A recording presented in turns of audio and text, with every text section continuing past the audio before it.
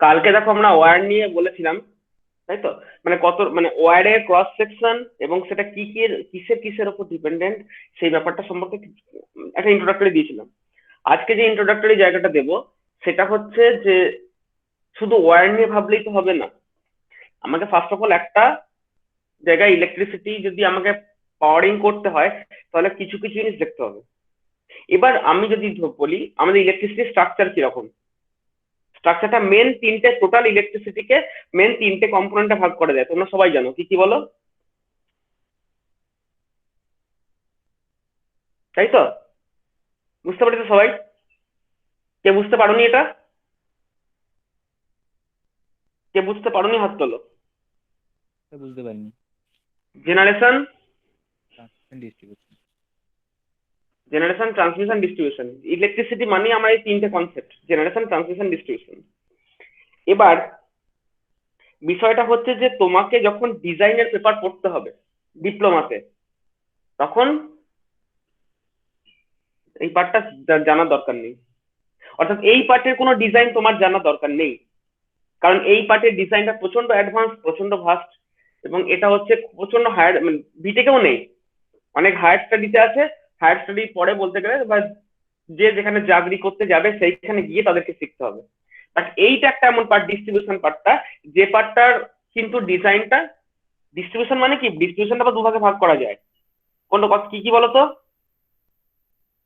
High volt distribution, low volt distribution. কে high voltage low voltage কেন? Primary হ্যাঁ, secondary. Exactly, primary voltage level কত? ও কথাটা ঠিকই বলেছে, একটাতে হাই, যদি ওটাকে হাই ভোল্টেজ বলা যায় না, ওটাকে মিডিয়াম ভোল্টেজ বলে। প্রাইমারি মানে কত, দিকটা আছে 11 কেভি, 11 আর কেভি এদিকটা আছে 415 ভোল্ট। তো এটা এটা কিন্তু কখনোই হাই ভোল্টেজ নয়, ভুল করেও এটাকে হাই ভোল্টেজ বলো না। ভোল্টেজের ডেফিনেশন আছে, এর পরেই পড়াবো আমি, ফার্স্ট চ্যাপ্টারে আছে ভোল্টেজ লেভেল ডেফিনেশন রুলে, অনেকে জানো হয়তো সেটা, কিন্তু এটা হাই ভোল্টেজ নয়, এটা মিডিয়াম ভোল্টেজ। আচ্ছা, তো এইটা হচ্ছে LT side, low voltage tension, মানে লো টেনশন সাইড বলে এলটি সাইড। তো লো টার্ন সাইডটা, এলটি সাইডটা হচ্ছে তোমার 415 ভোল্ট। তোমাদেরকে এই রেঞ্জেও ইভেন জানার দরকার নেই, যা জানতে হবে এই সাইডটাই জানতে হবে, ডিজাইন। হুম, মানে এই যে ডিজাইন পেপারটা পড়তে চলেছো, টোটাল জিনিসটা জানবে এই সাইডটা। দ্বিতীয় হচ্ছে যে আমরা যদি সেকেন্ডারি সাইডে 415 ভোল্ট লেভেলে আসি, এবার এখানটা এসে 415 ভোল্ট মানে কি, এটা বেসিক্যালি থ্রি ফেজ, সবাই জানো এটা হচ্ছে থ্রি ফেজ। আমার প্রশ্নটা হলো, কই আমার বাড়িতে তো থ্রি ফেজ কানেকশন ঢোকেনি, ঢুকেছে কি? এমন কেউ আছে এখানে যার বাড়িতে থ্রি ফেজ কানেকশন আছে? আছো কি? আই থিঙ্ক নেই, থাকার কথাও না। কে কে এখানে কি আছো গো যে ফ্ল্যাটে থাকো, ফ্ল্যাটে বা কোয়ার্টারে থাকো, কে আছো? স্যার আমি আছি। এক্স্যাক্টলি। তুমি তোমার বাড়ির সিঁড়ি নিচের তলায় দেখেছো? গেছো ওখানে যেখানে ইলেকট্রিসিটি? ট্রান্সফরমার বসানো এখনো। হ্যাঁ, ট্রান্সফরমার বসানো তো ঠিক আছে, আমি ট্রান্সফরমার বসানো বলছি না। যেখানে ইলেকট্রিসিটি, যেখান থেকে ডিস্ট্রিবিউশন আছে, ধরো মেন সুইচ একটা হাবিজাবি আছে, ওখানে দেখেছো ওখানে থ্রি ফেজ না সিঙ্গেল ফেজ আছে? স্যার আমাদের হোস্টেলেও আছে স্যার ওটা। হোস্টেলেও আছে, আমি তো বললাম আগেই, কোয়ার্টার হোক, মানে তুমি বলছো যে আমাদের হোস্টেলে আছে, ঠিক আছে, বা কোয়ার্টার হোক, কোয়ার্টার মানটা কি গো, কোয়ার্টার হোক, বা তোমার হচ্ছে ও যেটা বললো যে আমি ফ্ল্যাটে থাকি, যে ফ্ল্যাটে থাকো সে কি তোমার নিচের তলায় গিয়ে দেখেছো ওখানটায়? ভালো করে দেখবে, ওখানে থ্রি ফেজ কানেকশন আছে। কি করে থ্রি ফেজ বুঝবে? তিনখানা এলইডি দেখে নেবে, রেড, গ্রিন, বা রেড, ইয়েলো, গ্রিন, ইয়ে ব্লু, আর আরওয়াইবি তিনটে এলইডি দেখতে পেয়ে যাবে, কোন একটা জায়গায় প্যানেলে তুমি দেখতেই পাবে। তো এইগুলোতে দেখছো সব হচ্ছে থ্রি ফেজ আছে। তো স্বাভাবিকভাবেই মনে একটা প্রশ্ন জাগে যে কেন এগুলো থ্রি ফেজ, কেন এগুলো থ্রি ফেজ কেন, আর আমাদের বাড়িতে যে কানেকশন গুলো সেগুলো বা সিঙ্গেল ফেজ কেন? হাউস হোল্ড বা রেসিডেন্সিয়াল যাই বলো তুমি, সেগুলো সিঙ্গেল ফেজ কেন? এই প্রশ্নের উত্তরটা কে আমাকে দিতে পারবে? আমি বলবো উত্তরটা, বাট কে দিতে পারবে আগে বলো। আচ্ছা, কে পারবে না? ছেড়ে ছেড়ে ছেড়ে, কে পারবে না, কে পারবে না, কে, কার মনে এইটা আজ মনে হচ্ছে যে এইটার কারণটা কি? যে পারবে না সে একটু বলো, যে পারবে না সে ভুল হোক তাও বলার চেষ্টা করো যে আচ্ছা কি কারণে এটা হতে পারে, যার মানে কনফিউশন সেই বলো। স্যার মানে ওই ফ্ল্যাট গুলো অনেক বড় বড় হয়, লোডের ক্যাপাসিটিটাকে ভাগ করার জন্য কি? এক্স্যাক্টলি, যখনই লোডের ক্যাপাসিটি মানে লোডটা যখন একটা সার্টেন রেঞ্জ ছাড়িয়ে চলে যাবে না, যখনই লোডটা একটা সার্টেন রেঞ্জ ছাড়িয়ে চলে যাবে তখন সেই লোডটাকে, ব্যাপারটা হচ্ছে এরকম, ব্যালেন্স করার জন্য। ব্যালেন্স করার জন্যই মেনলি। ব্যাপারটা হচ্ছে এরকম যে ধরো তোমার বাড়িতে তুমি এক গাদা হিউজ মেশিনারি বসিয়েছো। মেশিনারি বলতে তোমার মানে ধরো তোমার বাড়ির নিচের তলাটা অনেক বড়, তুমি এক গাদা লেজ মেশিন এটা ওটা করে হাবি জাবি এসি ফেসি এক গাদা বসিয়ে তোমার রেঞ্জ ছাড়িয়ে নিয়ে চলে গেছো, তোমার বাড়ি টোটাল মানে লোডটা তুমি ধরো নিয়ে চলে গেছো 15 কিলোওয়াট। তখন তোমার বাড়ি যদি 15 কিলোওয়াট হয়, আবার ধরো তোমার বাড়ির পাশের বাড়ি, তার পাশের বাড়ি, তার পাশের বাড়ি, আছে অনেক বাড়ি, তারা তো নিশ্চয়ই এত লোড ইউজ করছে না তোমার মতো। ধরে নিচ্ছি তাদের বাড়িতে সব 2 কিলোওয়াট করে লোড আছে। এটা মনে করো তোমার পাড়ায় সিচুয়েশনটা। এবার তোমার বাড়ির পাশ দিয়ে 3 ফেজের কানেকশন গেছে। আমি তিনটাকে একই তার লিখলাম, আর নিউট্রাল একটা আঁকতে হবে, ধরো এটা নিউট্রাল, ধরো কানেকশন গেছে। এবার তোমাকে যদি এই ফেজ থেকে কানেকশন দেয়, তোমাকে ধরো এই ফেজ থেকে কানেকশন দিয়েছে, এই বাড়িটাকে এই ফেজ থেকে কানেকশন দিয়েছে, ঠিক আছে, এই বাড়িটাকে ধরো এই ফেজ থেকে কানেকশন দিয়েছে, একে ধরো দিয়েছে এখান থেকে। ওরা চেষ্টা করে সব বাড়িকে একটা সিকুয়াল লোডে ভাগ করতে, বাট তোমার নিজের ইটসেলফ বাড়ি যদি হয়ে যায়, এটা যদি আর ফেজ হয় তাহলে আর ফেজের ওপর একাই দেখো 15 কিলোওয়াট চেপে যাবে, তারপর তো আবার ধরো অন্য বাড়ি থাকতেই পারে, তাই না? তার মানে যখনই একটা লোডটা একটা সার্টেন রেঞ্জ ছাড়িয়ে চলে যাচ্ছে, তখনই ওরা চিন্তা ভাবনা করছে যে না এরপর আর কিন্তু সিঙ্গেল ফেজ কানেকশন রাখা যাবে না। তো প্রশ্ন হচ্ছে কষার কত কিলোওয়াট? সেটা হচ্ছে 8 কিলোওয়াট। আপ টু 6 কিলোওয়াট তোমার বাড়িতে সিঙ্গেল ফেজ দেবে ওরা। 6 কিলোওয়াটের পরে অ্যাকচুয়ালি 8 কিলোওয়াট তো হয় না, 6 কিলোওয়াটের পরে অ্যাকচুয়ালি 8 কিলোওয়াট, তারপর 10 কিলোওয়াট মতো হয়ে যায়। তো যখনই গ্রেটার দ্যান 10 কিলোওয়াট 8 কিলোওয়াট হয়ে গেল, ওরা সঙ্গে সঙ্গে 8 কিলোওয়াটের উপরে হয়ে যাওয়া মানে সঙ্গে সঙ্গে 3 ফেজ কানেকশন, বা আর দ্বিতীয় কিছু ভাববে না। অর্থাৎ এই যে ফ্ল্যাট বিল্ডিংটা, সেই ফ্ল্যাট বিল্ডিং এর লোড ধরে ধরে নিচ্ছি আমি 25 কিলোওয়াট। কারণ একটা ফ্ল্যাটে আমি খুব কম করেও যদি ধরি, খুব কম করে ধরলো আটখানা ফ্যামিলি থাকবেই, 8খানা। তো 8খানা যদি ফ্যামিলি থাকে, 4টে তলা হলেই 8খানা তো মিনিমাম হবে, মিনিমাম। তো 8খানা যদি থাকে, এই 8খানা বাড়ি চাইলে তাদের ঘরে 2টো করে এসি লাগাতে পারে, ঠিক আছে। আর 2টো করে এসি লাগালে এই কানেকশনটা নিয়ার অ্যাবাউট তো 5 কেজি চলে যাবে। নিয়ার অ্যাবাউট তো 5 কেজি কানেকশন যদি হয়, তাহলে এক একটা বাড়ি, তাহলে 8টা বাড়ি কত হচ্ছে, 8 × 5 = 40 কিলোওয়াট। তার মানে বুঝতে পারছো রানিং লোডটা 40 কিলোওয়াট বা কিছু না হলো 50 কিলোওয়াট রেঞ্জে একটা ফ্ল্যাটের লোড হয়। যখনই সে যেহেতু 8 কিলোওয়াট ছাড়িয়ে যাচ্ছে, তখনই ডিসাইড হলো না একে 3 ফেজ কানেকশন দেওয়া হোক। এবার এই যে 3 ফেজ কানেকশন দেওয়া হোক মানে এই যে ফ্ল্যাট বিল্ডিং বা এই যে কোয়ার্টার বা এই যে তোমার হোস্টেল যাই বলছো, এই লোডটাকে আমি ধরে নিচ্ছি এইটা একটা অনেকগুলো বাড়ি মিলে একটা লোড, কমন লোড। এবার এখানে ধরে নিচ্ছি 8টা ফ্যামিলি প্লাস একটা সিকিউরিটি রুম আর জলের পাম্প, ওয়াটার পাম্প, এইসব জিনিসপত্র রয়েছে। হ্যাঁ, 8টা লিফট আছে, লিফটে 3 ফেজ বাদ দাও। তো মনে করো 8টা ফ্যামিলি প্লাস হচ্ছে একটা জলের পাম্প, সিকিউরিটি গার্ড এরকম কিছু আছে, মানে টোটাল 9 জায়গায় ডিস্ট্রিবিউট করতে হবে।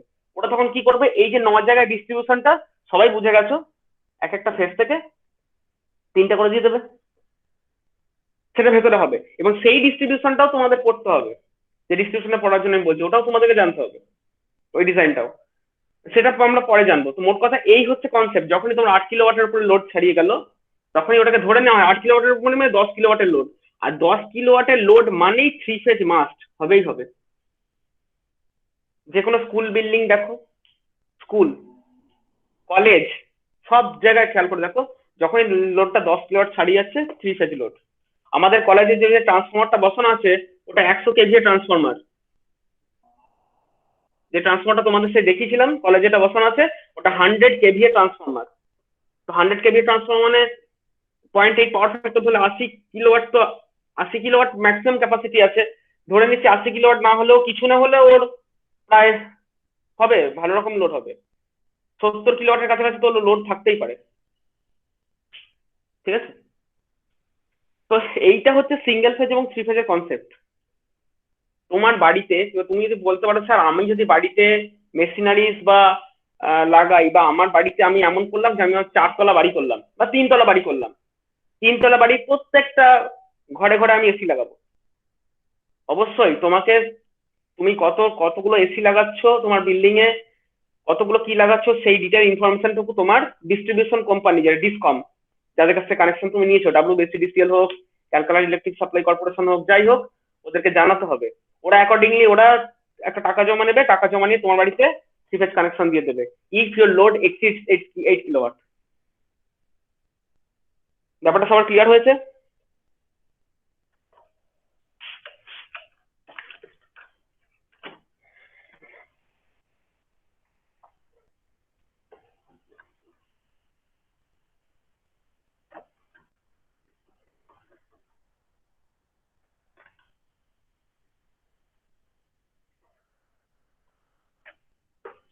বেশ, এরপর হ্যাঁ,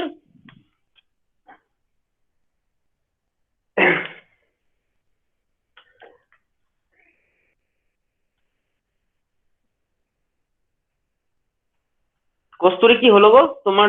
তুমি তুমি তো এমনি জয়েন হয়ে যাওয়ার কথা।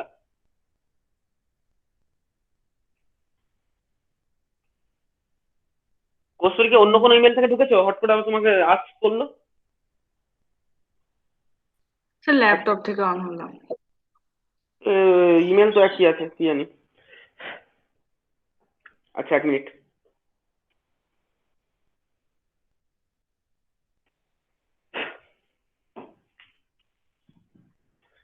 তো যাই হোক, তুমি ধরো ডিসকম থেকে একটা তুমি পাওয়ার নিয়েছো, ঠিক আছে।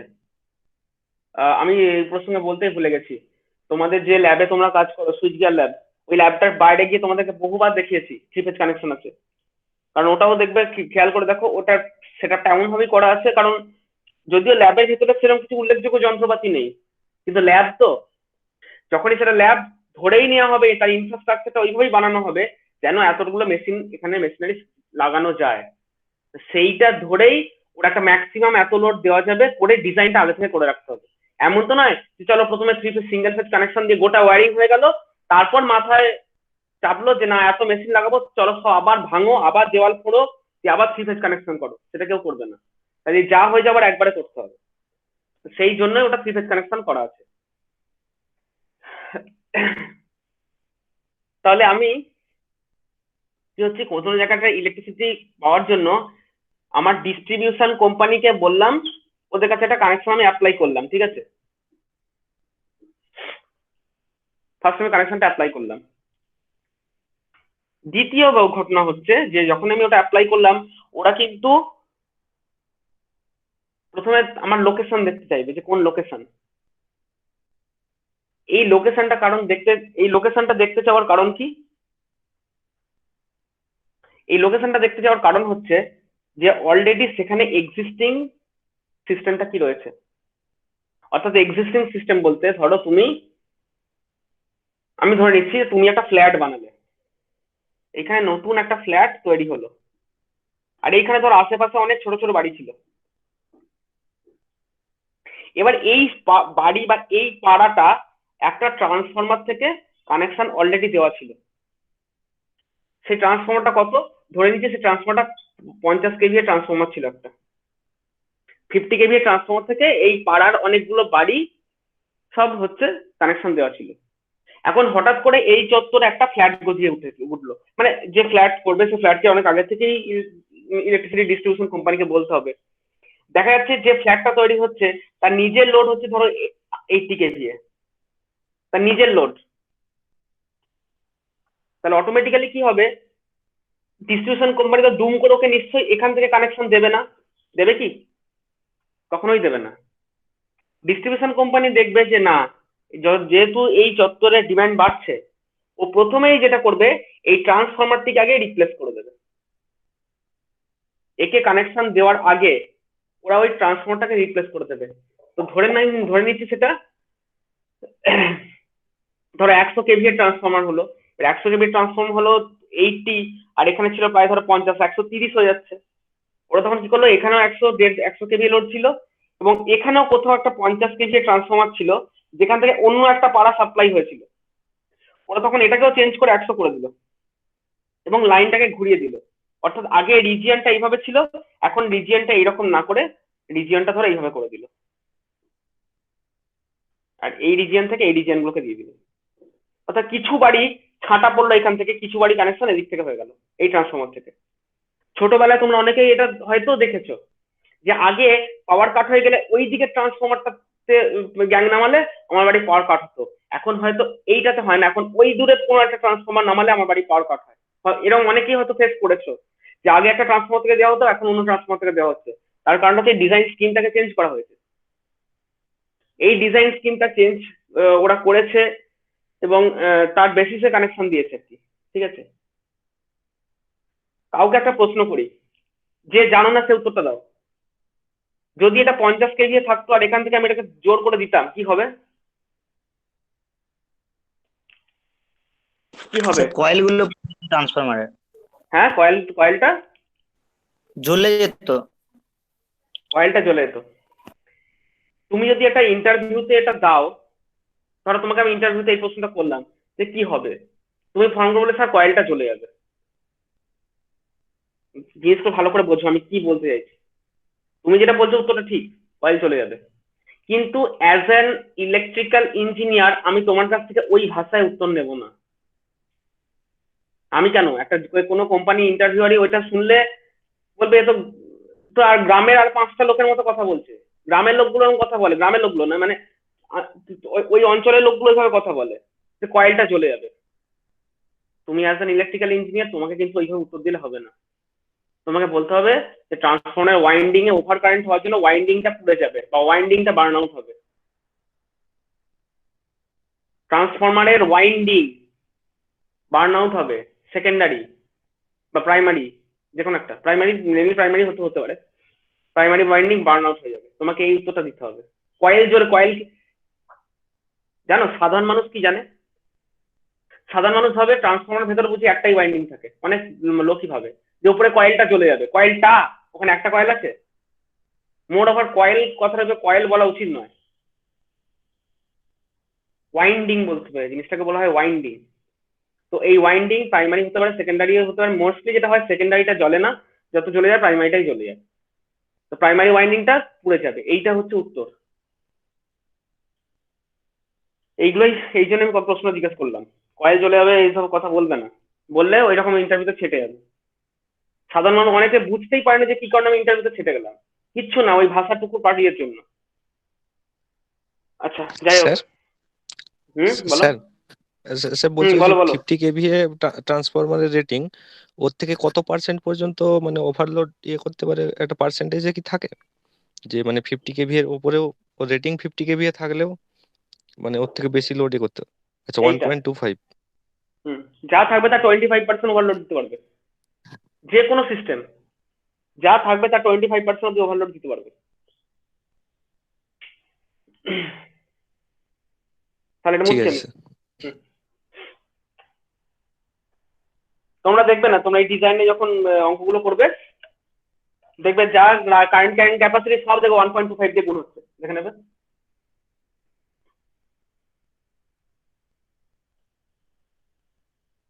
আচ্ছা। স্যার আরেকটা কথা হুম হুম স্যার, বলছি এই যে 50 কেভি, বলো শুনছি। আচ্ছা শুনতে পাচ্ছেন?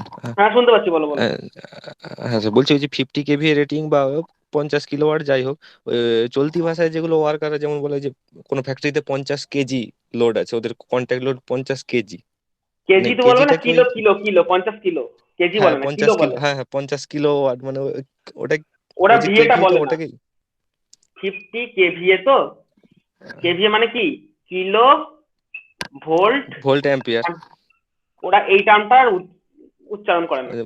50 বলে কিলো। এই কোনো ফ্যাক্টরিতে এই ফ্যাক্টরিতে 50 কিলো লোড, ওটাই কি মানে হ্যাঁ, কেভিএটাকেই বলে? ওইটাই এইটা। ঠিক আছে। হুম। এবার বক্তব্যটা হচ্ছে, তাহলে তোমরা এটুকু বুঝলে যে ডিস্ট্রিবিউশন এন্ডে দু রকম কনজিউমার হতে পারে, একটা হচ্ছে প্রাইমারি কনজিউমার, একটা হচ্ছে বাল্ক কনজিউমার। বাল্ক কনজিউমার মানে হচ্ছে যাদেরকে তুমি 3 ফেজ কানেকশন দিচ্ছ, বা অনেক সময় না, সরি ভুল বললাম। একটা হচ্ছে তোমার লো পাওয়ার কনজিউমার, আর একটা হচ্ছে মিডিয়াম পাওয়ার কনজিউমার, মিডিয়াম লেভেল কনজিউমার। এদের বাইরে আছে বাল্ক কনজিউমার। লো উপরের যে দুটো বলছি আমি, এদের ভোল্টেজ লেভেলটা হচ্ছে 415 ভোল্ট। অর্থাৎ লো পাওয়ার যদি কনজিউমার হয়, মোস্টলি যেটা হয় সিঙ্গেল ফেজ কানেকশন দেওয়া হচ্ছে। মিড লেভেল কনজিউমার হলে আমরা 3 ফেজ কানেকশন দিচ্ছি, ডিপেন্ডিং আপন it's load, but voltage will be 415 volt. বোঝা গেছে? কিছু কনজিউমারকে বলছি আমরা বাল্ক কনজিউমার, যাদের ভোল্টেজ লেভেলটা হচ্ছে 11 কেভি।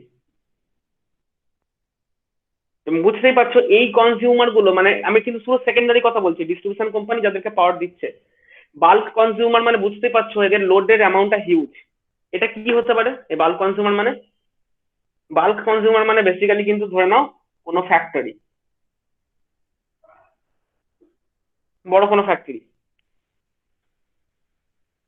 বেশ, আমার এইখানে যে একটা প্রশ্ন সবাইকে, এদেরকে কেন আমরা 415 ভোল্ট দিলাম না, এদের কেন 11 কেভি দিলাম?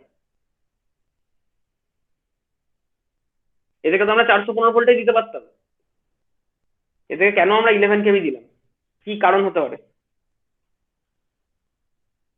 যে ফ্যাক্টরি গুলো ওরা তো ইচ্ছা করে মানে 11 কেভিটা নিচ্ছে তো, এই যে কেন? খরচটা কমানোর জন্য, ট্যারিফের যে খরচটা, মানে যেহেতু ট্রান্সফরমার আরে সেটা তো পরে, নিজেরা বসে নিচ্ছে তাহলে। হ্যাঁ ঠিকই বলছো, সেটা যদি পরের পরের বিষয়, সেটা আমি বলছি না, সেটা আমার পরের বিষয়। আমার বক্তব্য হচ্ছে ওই 11 কেভি যেটা মানে 415 ভোল্টটা তো নিতে পারতো, খরচ কমানোটা পরের বিষয়। আসল কারণটা কি? স্যার কোনো স্যার সময় এদের লোডশেডিং আরো হবে না বেশি। বা? কেন 11 কেভি লোডশেডিং হবে না? স্যার লোডটা বেশি এদের আরো অনেক। লোডটা বেশি অর্থাৎ কারেন্টটা বেশি, অর্থাৎ এদেরকে আমি যখন লোড বেশি বলতে, আমরা যখন এদেরকে পাওয়ার দেবো, অর্থাৎ কোন একটা ডিস্ট্রিবিউশন কোম্পানির কাছ থেকে ওরা যখন পাওয়ার কিনবে, সেই অ্যাম্পিয়ারটা যদি ধরো 200 অ্যাম্পিয়ার, 200 অ্যাম্পিয়ার তো অনেক কম হলো, ধরো 2000 অ্যাম্পিয়ার, 2000 অ্যাম্পিয়ার একটা ওয়্যার দিয়ে ফ্লো হবে, তুমি বুঝতে পারছো কি রকম পাওয়ারটা লস হবে? তার মানে ডিস্ট্রিবিউশন কোম্পানি ওদেরকে যদি মনে করে, ধরো ডিস্ট্রিবিউশন কোম্পানির ট্রান্সফরমার এখানে, ও এখানে ফ্যাক্টরিটা অনেকটা দূরে, এবং মাঝখানে 500 মিটারের একটা লম্বা তার গেছে, মানে ধরো 3 ফেজ কেবল গেছে, সেই 3 ফেজ কেবল দিয়ে কত যাচ্ছে না, 2000 অ্যাম্পিয়ার, খুব ভালো কথা। সেই কারণেই ডিস্ট্রিবিউশন কোম্পানি এই ধরনের বাল্ক কনজিউমারকে কি করবে, ওরা 11 কেভি সাপ্লাই ডাইরেক্টলি ওদের সাবস্টেশন থেকে দিয়ে দেবে। কারণ স্কিমটা একটু চিন্তা ভাবনা করো, তোমার বাড়ির পাশে যে ট্রান্সফরমার 11 কেভিটা এসেছে, সেটা কোথেকে এসেছে? সেটা কিন্তু সাবস্টেশন থেকে এসেছে। সাবস্টেশন থেকে অনেকগুলো চারিদিকে 11 কেভি করে ছড়িয়ে গেছে, বাট এক একটা 11 কেভি এক একটা ট্রান্সফরমারে ফিড হয়েছে, বা একটা 11 কেভি লাইন দুটো ট্রান্সফরমারে ফিড হয়েছে প্যারালালি, দুটো তিনটেও ফিড হয়েছে। তো সেরকমই এরা কি করছে, ওই 11 কেভি লাইন একটা ডাইরেক্ট ডেডিকেটেড একটা ফ্যাক্টরিকে দিয়ে দিচ্ছে। এবার তোমরা যেটা বললে যে এই ফ্যাক্টরির ভেতরে ওদের নিজেদের ট্রান্সফরমার আছে, ওরা পাওয়ারটাকে এইখান থেকে নিয়ে এসে নিজেরা ডিস্ট্রিবিউশন করে নিয়েছে, তাতে করে অনেকগুলো সুবিধা। ওরা যে তখন 11 কেভি এই ভোল্টেজ রেঞ্জে পাওয়ার কিনছে, ওদের ইউনিট কনজাম্পশনটা, ইউনিট চার্জটাও কম, ট্রান্সফরমারের ভাড়া লাগে না। আমরা কিন্তু ট্রান্সফরমার ভাড়া ডাইরেক্টলি দিই না, কিন্তু দিই। তোমার বাড়িতে ইলেকট্রিসিটি কানেকশন দেওয়ার জন্য 2 পার্ট হোক 3 পার্ট হোক একটা ট্যারিফ হয়, 2 পার্ট ট্যারিফ হয়। তো 2 পার্ট ট্যারিফ যদি হয়, 2 পার্ট ট্যারিফে খেয়াল করো, একটাকে আমরা ফিক্সড চার্জ দিই, ফিক্সড চার্জ একটা দিই, তারপর হচ্ছে যতটা ইউনিট কনজাম্পশন করেছি ইনটু টাকা তার দিই। তো ফিক্সড চার্জ যেটা আমরা দিচ্ছি, সেইটা কিন্তু বেসিক্যালি তার মধ্যে ট্রান্সফরমারের ভাড়াটা ধরা আছে।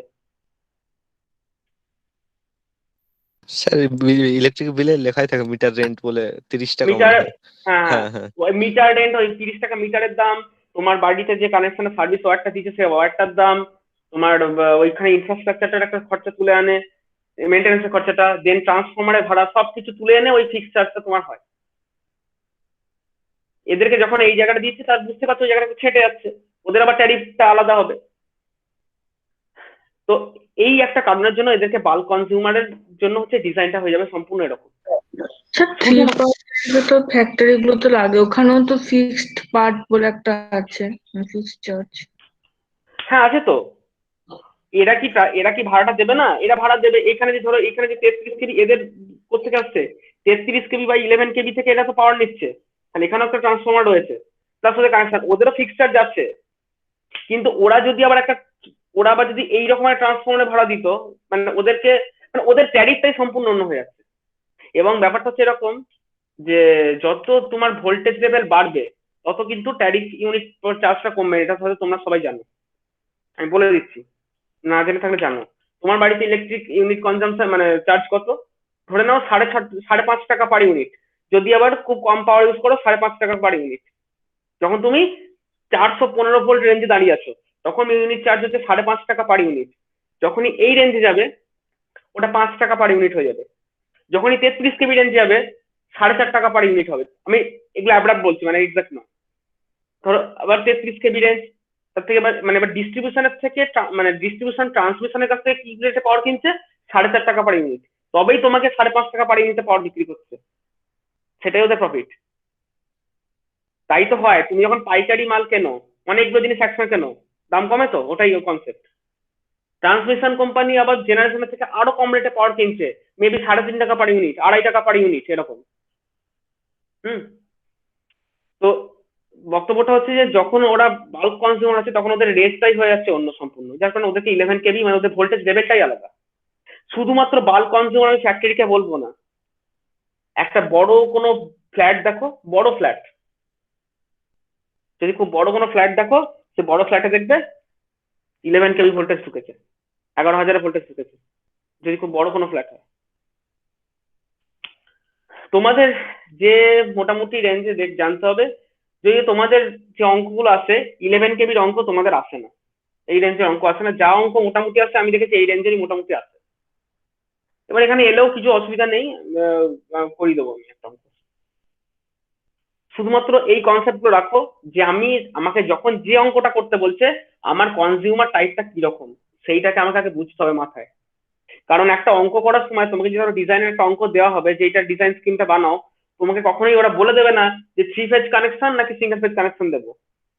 তোমাকে নিজেকে ডিসাইড করতে হবে যে না এটা 3 ফেজ হবে না সিঙ্গেল ফেজ হবে, এদের ভোল্টেজ লেভেল কি হবে, এই এত জিনিস তোমাকে জানতে হবে। যখনই ভোল্টেজ লেভেল 100 কেভি এর উপরে হয়ে যায় না, গ্রেটার দ্যান 100 কেভি এর উপরে যখন ভোল্টেজ রেঞ্জ হয়ে যায় তখনই ভোল্টেজ লেভেল চেঞ্জ হয়ে 415 থেকে 11 কেভি হয়ে যায়, 11 কেভি ভোল্টেজ রেঞ্জ হয়ে যায়। তো যদি এইটার উপরে খুব একটা তোমাদের মনে হচ্ছে সম্ভবত নেই, আমি আবার দেখে নেবো, খুব সম্ভবত নেই। যাই হোক, এই হচ্ছে আমার ভোল্টেজ লেভেলটা গেল। নেক্সট যেটা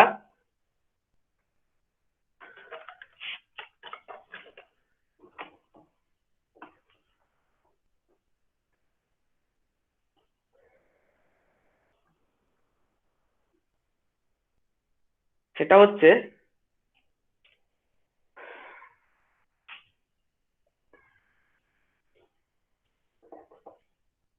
কিছু জিনিস তোমাকে নিজের দায়িত্বে করতে হবে। নিজের দায়িত্বে মানে কি? যদি তোমাকে ওরা একটা 3 ফেজ কানেকশন দেয়, ধরো তোমাকে তুমি দেখলে যে আমার কাছে ধরো 50 কেভি এর একটা লোড আছে, তাহলে অবশ্যই 3 ফেজ কানেকশন হবে। আমার ঘরে সার্ভিস কানেকশনটা এসে ঢুকলো, সার্ভিস কানেকশনটা এসে যে যে জায়গাটা ঢুকলো আর কি, তোমাকে কিন্তু অঙ্কগুলো স্টার্ট করতে হবে ওই সার্ভিস কানেকশন থেকেই। অর্থাৎ তোমার অঙ্কগুলো শুরু হবে এই জায়গা থেকে। ধরে নাও এটা তোমার বাড়ি পাশ দিয়ে যাওয়া 3 ফেজ কানেকশন, ঠিক আছে? এইটা মনে করো যে বিল্ডিংটায় তুমি লোড ব্যবহার করতে চলেছো, 50 কেভি লোড আছে এই বিল্ডিংটাতে। তুমি যখন শুরু করছো মানে কানেকশন নিচ্ছ, তোমাকে একদম শুরু করতে হবে এই জায়গা থেকে। এখানে একটা গ্রাউন্ডের উপর এখানে একটা কলাম বানালাম, সেই কলামের ওখানে একটা পাইপ ঢোকালাম, ঠিক আছে? সেই পাইপটা এখান দিয়ে গেল, গিয়ে ধরো এখানে মিটার বক্স আছে, এবং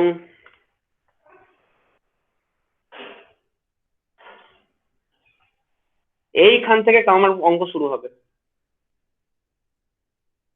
কাজেই আমি 5 দিন যে বললাম যে তোমাকে শুধুমাত্র কনসেপ্ট দিয়ে যাব, কারণটা হচ্ছে তোমাকে এইখান থেকে কিন্তু অঙ্কটা শুরু করতে হবে। শুধু তাই নয়, এইখানে কত মোটা পাইপ দেবে, কটা অ্যাঙ্গেল দেবে, কটা স্ক্রু দেবে, সেটাও তোমাকে খাতায় লিখতে হবে। যে কারণে একদম প্র্যাকটিক্যাল ফিল্ড ব্যাপারটাকে তোমার চোখের সামনে আনতে হবে। এইখান থেকে শুরু হবে কত অবধি না, তোমার বাড়িতে একটা লাইট কোথায় বসবে, কটা তার যাবে, সেই অবধি এতটা জুড়ে একটা ডিজাইন। মেবি ডিজাইনটা দুটো পার্টে আসতে পারে, এই পার্টের অঙ্ক হতে পারে, না হলে এই পার্টের অঙ্ক হতে পারে। যাই হোক, তোমাকে এতটা জিনিস জানতে হবে। সেই কারণে আমি এত কথা বলছি, বা অনেক অনেক জিনিস তোমাদের জানা আছে, জানা থাকলেও আমি ইঞ্জিনিয়ারিং সবার জন্য রিপিট করে দিচ্ছি ব্যাপারগুলো।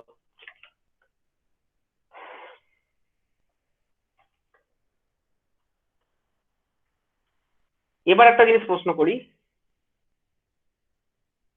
আমি কালকে একটা কথা বলেছিলাম যে আগে বেয়ার কন্ডাক্টর ব্যবহার করা হতো, এবার এখন বেয়ার কন্ডাক্টরকে রিপ্লেস করে ওরা কেবল করে দিচ্ছে, তাই তো? বেয়ার কন্ডাক্টর থেকে কেবল কন্ডাক্টরের কি কি অ্যাডভান্টেজ, সেই প্রশ্নে তোমরা বলেছিলে যে ওটা বিদ্যুৎ চুরি করা যায় না, হুক করা যায় না, ইত্যাদি এগুলো আছে। তাছাড়াও ছিঁড়ে পড়লে আহত হওয়ার ভয় নেই, ইত্যাদি ব্যাপার স্যাপার রয়েছে। খুবই ভালো কথা। কিন্তু বেয়ার কন্ডাক্টরের একটা চরম ডিসঅ্যাডভান্টেজ আছে, সেটা কি আমি বলে দিই। কারা কারা বাড়িতে লো ভোল্টেজ ফেস করো একটু বলবে তো? কাদের বাড়িতে এরকম হয় যে প্রায় গরমকালে খুব লো ভোল্টেজ হয়ে যায়? আমাদের বাড়িতে স্যার। বাড়িতে আচ্ছা, তোমাদের বাড়িতে হয়, আচ্ছা। স্যার হঠাৎ করে কখনো যদি স্যার প্রচন্ড বৃষ্টি হয়ে যায় তখন স্যার একটু হয়ে যায় মানে লো ভোল্টেজটা। বৃষ্টি হলে লো ভোল্টেজটা, ও বৃষ্টি হলেই হয়? না মানে স্যার, বৃষ্টি, না না স্যার, ঝড় হলে ওই ওই ওটা আলাদা, ওটা আলাদা। ঝড় হলে ওটা আলাদা, ঝড় হলে তার ছিঁড়ে পড়ার কেস, ওটা সম্পূর্ণ আলাদা, ওটা না। ওটা লো ভোল্টেজ অন্য কি বিষয়, আমি ওটা বলছি না।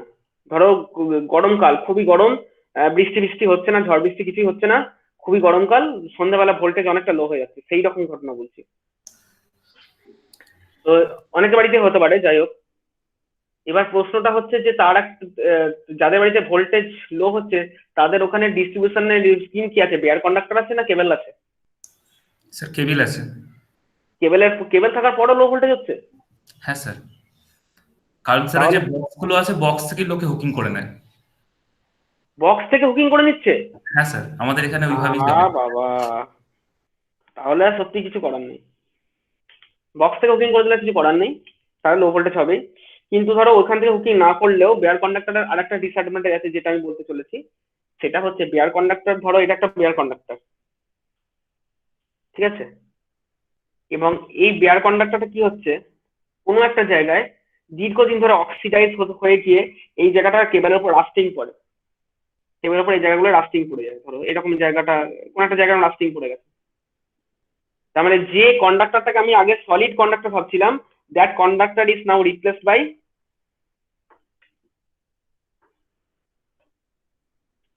এই রাস্টিংটা হচ্ছে সব থেকে বেশিটা হয় এইটা। এবার এই রাস্টিংটা পড়ে যাওয়া মানে এখানকার রেজিস্ট্যান্স দাঁড়িয়ে গেল, যদি বেয়ার কন্ডাক্টর হয়। যখনই এই জিনিসটা দাঁড়িয়ে গেল, তখনই তোমার বাড়ি যদি দেখো হয়তো এমনি ভোল্টেজ নর্মালি কিছুই চালাওনি, ধরো একটা তুমি একটা ল্যাম্প জ্বালিয়েছো, একটা ফ্যান চালিয়েছো, তখন দেখবে ভোল্টেজ লেভেল খুব একটা খারাপ কিছু নয়, 210 ভোল্টেজ আছে। দুম করে তুমি একটা এসি চালাও, কারণ যতক্ষণ একটা ফ্যান আর একটা ল্যাম্প তুমি জ্বালাচ্ছিলে, যতক্ষণ একটা ল্যাম্প একটা ফ্যান জ্বালাচ্ছিলে, ধরে নাও এখান দিয়ে যে কারেন্টটা ড্র হচ্ছিল 5 অ্যাম্পিয়ার, এবং এটা যা রেজিস্ট্যান্স এর 5 অ্যাম্পিয়ার আরামসে অ্যালাউ করছিল। যখনই তুমি একটা দুম করে একটা হিটার চালালে বা একটা এসি চালালে, এটা থাকার জন্য আর 15 অ্যাম্পিয়ার এখান দিয়ে যেতে পারবে না। আচ্ছা, এই রেজিস্ট্যান্সটা ভেতর দিয়ে ধরো 15 অ্যাম্পিয়ার যেতে পারছে না, যখন রেজিস্ট্যান্সটা 15 অ্যাম্পিয়ারকে আটকাচ্ছে তখন তোমার দুম করে ভোল্টেজটা ফল ডাউন করে গিয়ে দেখলে 170 ভোল্টেজ হয়ে গেছে।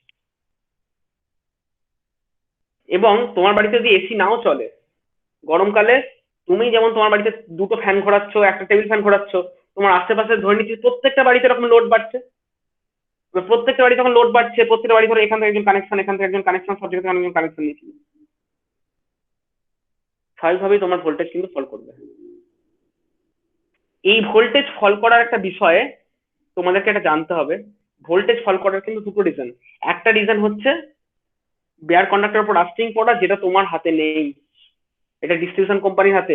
এই সমস্যা যদি হয় তুমি ওদেরকে দরখাস্ত করো, ওদেরকে অ্যাপ্লাই করো, ওরা এসে দেখে ব্যবস্থা নেবে। এইটা তোমার হাতে নেই।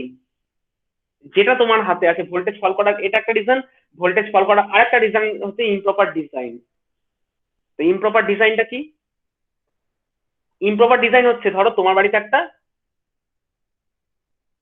ধরো তোমার বাড়ি single phase connection, 5 kVA connection তোমার বাড়িতে ঢুকেছে। তো তুমি কি করলে? যে কানেকশনটা ঢুকলো সেই কানেকশনটা ধরো মিটার অবধি তোমাকে হাত দিতে দেবে না ওরা। মিটারের পর থেকে যে ডিজাইনটা শুরু, সেইখান থেকে তুমি নিজে যেখানে খুশি হাত দিতে পারো, এর উপরে কোথাও তুমি হাত দিতে পারো না। মিটারের পর থেকে যে কানেকশনটা হয়েছে, ধরো তুমি কি করলে, চলো সস্তার উপর দিয়ে ওয়ারিং করি, 2.5 তার দিয়ে দে, হয়ে যাবে। 2.5 স্কোয়ার mm তারে পুরো কানেকশন করে ফেললো। এবং এখান থেকে ধরো এইখানে সাববোর্ড বেরিয়েছে। এটা ধরো 2.0 তে করলে, এটা ধরো 1.5 এ করলে, যা করলে তুমি মেন ঝামেলাটি করে রেখেছো এই জায়গাটায়। চলবে প্রথম 2.5 এর তার দিয়ে চালাও, প্রথম 1 দিন 2 দিন খুব ভালো চলবে, 1 মাস অব্দি ভালো চলবে। তারপর থেকেই দেখবে ভোল্টেজ লেভেল ফল ডাউন করতে শুরু করেছে। কি কারণ কেউ একটু বলো, যে জানো না বা যার মনে হচ্ছে যে আমার কনফিউজ হচ্ছে, বলো কারণটা কি। আমি আবার রিপিট করছি, 2.5 স্কোয়ার mm এর তারে তুমি মিটারের পর থেকে যে মেইন কানেকশনটা 2.5 এর পর থেকে তুমি দিয়ে ওপর কানেকশন করে দিয়েছো, 1 মাস 2 মাস ভালো চললো, তারপর থেকে হঠাৎ করে দেখলে যে যতদিন যাচ্ছে আমার ভোল্টেজ ফল হচ্ছে, খুব লাইন ফ্র্যাকচার হচ্ছে। যেটা কিন্তু এটা দায়ী নয়। যে বুঝতে পারছে না যে স্যার এটা কি কারণে হচ্ছে, সে একটু রেস করে, আমি বুঝতে পারছি না কি কারণে হতে পারে। স্যার বলো সবাই।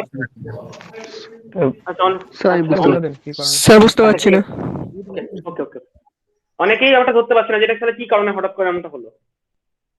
ঠিক আছে, এবার প্রথম বক্তব্যটা হচ্ছে, তুমি যে লোড চালাচ্ছ, তুমি কত তারা চালাচ্ছ? 2.5 স্কোয়ার mm তার। ঠিক আছে, আমি আগেই বলছি যে কোনো ওয়্যার যখন ডিজাইন করা হয়, ইভেন এই ওয়্যারটা তো তুমি বানাওনি, ধরো হ্যাভেলস এর তার কিনেছো, সে হ্যাভেলস কোম্পানিতে সেই ওয়্যারটা বানিয়েছে, এবং এই 2.5 স্কোয়ার mm তার এ দাবি করছে যে তুমি আমার ভেতর দিয়ে ম্যাক্সিমাম 15 অ্যাম্পিয়ার নিয়ে যেতে পারো। ঠিক আছে, দাবি করছে 15 অ্যাম্পিয়ার নিয়ে যেতে পারো। আমি ধরে নিচ্ছি কোনো একটা মোমেন্টে এখান দিয়ে 15 অ্যাম্পিয়ার নয়, আর হয়তো 17 অ্যাম্পিয়ার কারেন্ট যাচ্ছে। তো যে কোনো তারই তো ডিজাইন করা হয়েছে ইন্টু 1.25, 25% ওভারলোডের যে কোনো জিনিস ডিজাইন করা থাকে। তাহলে আমার হিসেব মতো 17 অ্যাম্পিয়ার তো এর ভেতর দিয়ে চলে যাওয়ার কথা। হ্যাঁ যাবে তো, কেন যাবে না? যাবে, 1 দিন যাবে, 2 দিন যাবে, 1 মাস 2 মাস, যতদিন যাবে এই ওয়্যারটার উপর দিয়ে যখন এই হিউজ লোডটা যাবে, এই ওয়্যারটা হচ্ছে গরম হবে। তুমি 2 মাস 3 মাস পর এই তারটাকে হাতে করে ধরে দেখো, 2 মাস 3 মাস আগে এই তারটাকে উপর বাঁকানো যেত, ফ্লেক্সিবল ছিল। 2-3 মাস পর দেখো একটা শক্ত ইট হয়ে গেছে, কাঠখোট্টা হয়ে গেছে তারটা, একদম বেশি না যাবে, ইনসুলেশন গুলো ঝরে ঝরে পড়ে যাবে। তোমরা ঘটনাটা সবাই বুঝতে পারছো কি হয়েছে? তারটা দীর্ঘদিন প্রচন্ড গরম হয়েছে, গরম হয়ে ওর ইনসুলেশন লেভেলটাও ঠিক নেই, ওর গায়ে যে পিভিসি রাবারের যে ইনসুলেশন থাকে সেই ইনসুলেশনটাও নষ্ট হয়েছে। এই তারের যে কোয়ালিটি, তারের কপারে যে ইনসুলেশন নষ্ট হওয়ার জন্য তো ভোল্টেজ লেভেল ফল করবে না, সেই অর্থে ফল করবে না।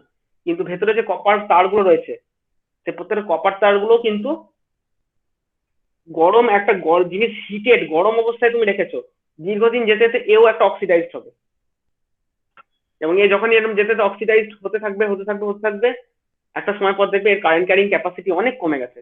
আগে যার উচিত ছিল 15 অ্যাম্পিয়ার কারেন্ট ক্যারি করা, এখন তার ক্যাপাসিটি নেমে গিয়ে 10 অ্যাম্পিয়ার দাঁড়িয়েছে। তুমি তার ভেতর দিয়েই সেই হিউজ লোডটা টানছো, এই একই ঘটনা পুনরাবৃত্তি হবে তোমার বাড়ির ভেতরে। ব্যাপারটা সবার কাছে ক্লিয়ার হলো কিনা দেখো।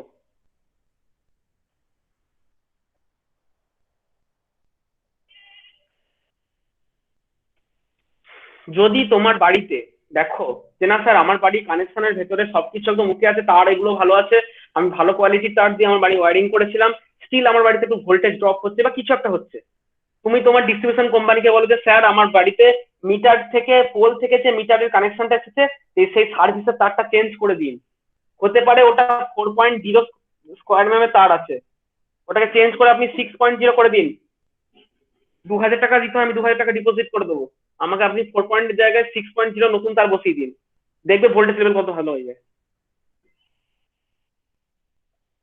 তার তোমাকে বুঝতে হবে এটাও যে আমি যদি ভাবি এই জিনিসটা ডিজাইনে সবসময় মাথায় একটা জিনিস রাখতে হবে যে আমি 15 অ্যাম্পিয়ার, যদি আমার এখানে 15 অ্যাম্পিয়ারও যায়, 15 অ্যাম্পিয়ার হচ্ছে একদম টাই টাই হয়ে গেল, ধরে নিচ্ছি আমি, চলো 15 অ্যাম্পিয়ার আছে, হ্যাঁ চলো 2.5 এর তার দিয়ে দাও, উচিত নয় দেওয়াটা। দিলে চলবে 1 মাস 2 মাস 1 বছর 2 বছর অব্দি চলবে, যতদিন যাবে এটা হেলথ খারাপ হবে, হেলথ খারাপ হতে হতে এন্ড অফ দ্য ডে দেখবে অনেক ভোল্টেজ লেভেল আগের থেকে পাওয়ার কোয়ালিটি অনেক খারাপ হয়ে গেছে। কাজেই আমরা যদি কখনো দেখি যে আমার অ্যাম্পিয়ারটা এই রেঞ্জের মধ্যে রয়েছে, তাও আমি ওটা করব না। যদি একদম টাইটার হয়ে যাচ্ছে, দরকার নেই, 15 অ্যাম্পিয়ার 2.5 দিতে পারে, আমি জানি ভালো করে, আমি দরকার নেই বাবা, আমি এটা 4.0 করে দিই। এইটা করে দিলে আগামী 50 বছর আমাকে দেখতে হবে না। এই জিনিসগুলো কিন্তু একদম খুব ছোট জায়গায় খুব ইম্পর্টেন্ট। শুধু তার নয়, আরো একটি বিশেষ জিনিস রয়েছে, যদিও আমরা ওটা এখনকার দিনে খুব বেশি ইউজ করি না, সেটা হচ্ছে ফিউজ। ফিউজও একটা ম্যাটার। অর্থাৎ আমি কি করলাম, এইখানে একটা ফিউজ লাগালাম, মনে করো ফিউজ ওয়্যার লাগালাম, যে ফিউজ ওয়্যারটা লাগিয়েছি সেই ফিউজ ওয়্যারটা মনে করো 16 অ্যাম্পিয়ারের, 16 অ্যাম্পিয়ারের ফিউজ ওয়্যার লাগিয়েছি।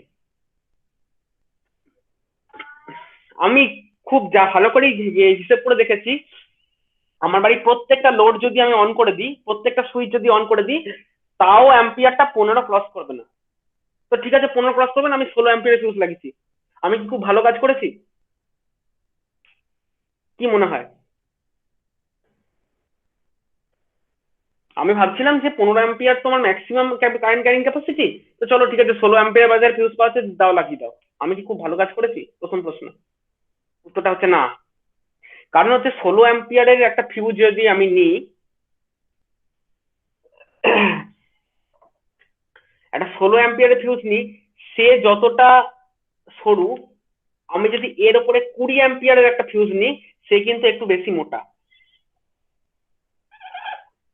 এই সরু মোটার কনসেপ্টটা যেরকম 2.5 আর 4.0 স্কোয়ার mm তারের জন্য যা ছিল, এখানেও এই ধরনেরই একটা ব্যাপার কিন্তু ঘটবে।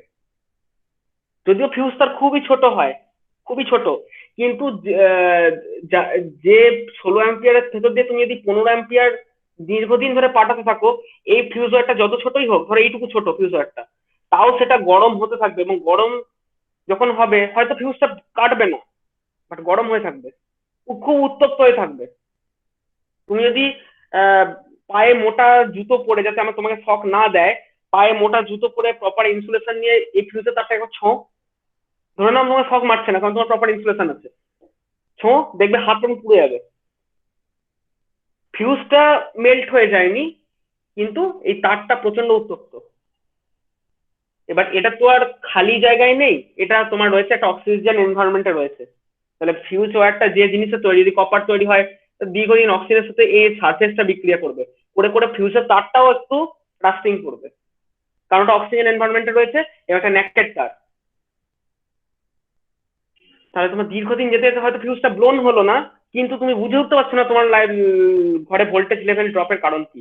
ড্রপের কারণ হয়েছে এইটা, ওর উপর দিয়ে বেশি ওই এখানে একটা এখন বলতে পারো ফিউজের একটা এখন একটা ছোট্ট একটা রেজিস্ট্যান্সের মতো বিহেভ করছে, ওই একই কারণ। সেক্ষেত্রে আমার তোমার যদি মনে হয় ফিউজ আমরা কেন ব্যবহার করব, ফিউজ আমরা তবেই ব্যবহার করব যদি এখানটা শর্ট সার্কিট হয়ে যায়, তখন যাতে এটা ব্লোন আউট হয়ে যায়, এই তো কাজ আমার। তো শর্ট সার্কিট হতে হলে 15-20 অ্যাম্পিয়ার নয়, যখন শর্ট সার্কিট হয় আরো বেশি 30-40 অ্যাম্পিয়ার কাছাকাছি চলে যেতে পারে যে মুভমেন্টটা হবে। তো তো আমি 20 অ্যাম্পিয়ারের ফিউজ দিই না, অনেক বেটার থাকবে হেলথটা। 20 অ্যাম্পিয়ারের ফিউজ আমি যদি এই জায়গাটা ব্যবহার করি, একটু সেফ সাইড বাঁচাও থাকবে, অর্থাৎ তারের ফিউজটার হেলথ দীর্ঘদিন ধরে ভালো থাকবে। এগুলো আমার ঘরের পাওয়ার কোয়ালিটি ইস্যু, মানে অর্থাৎ ঘরের আমাকে রেটিং গুলো সবসময় করতে হয় এরকম।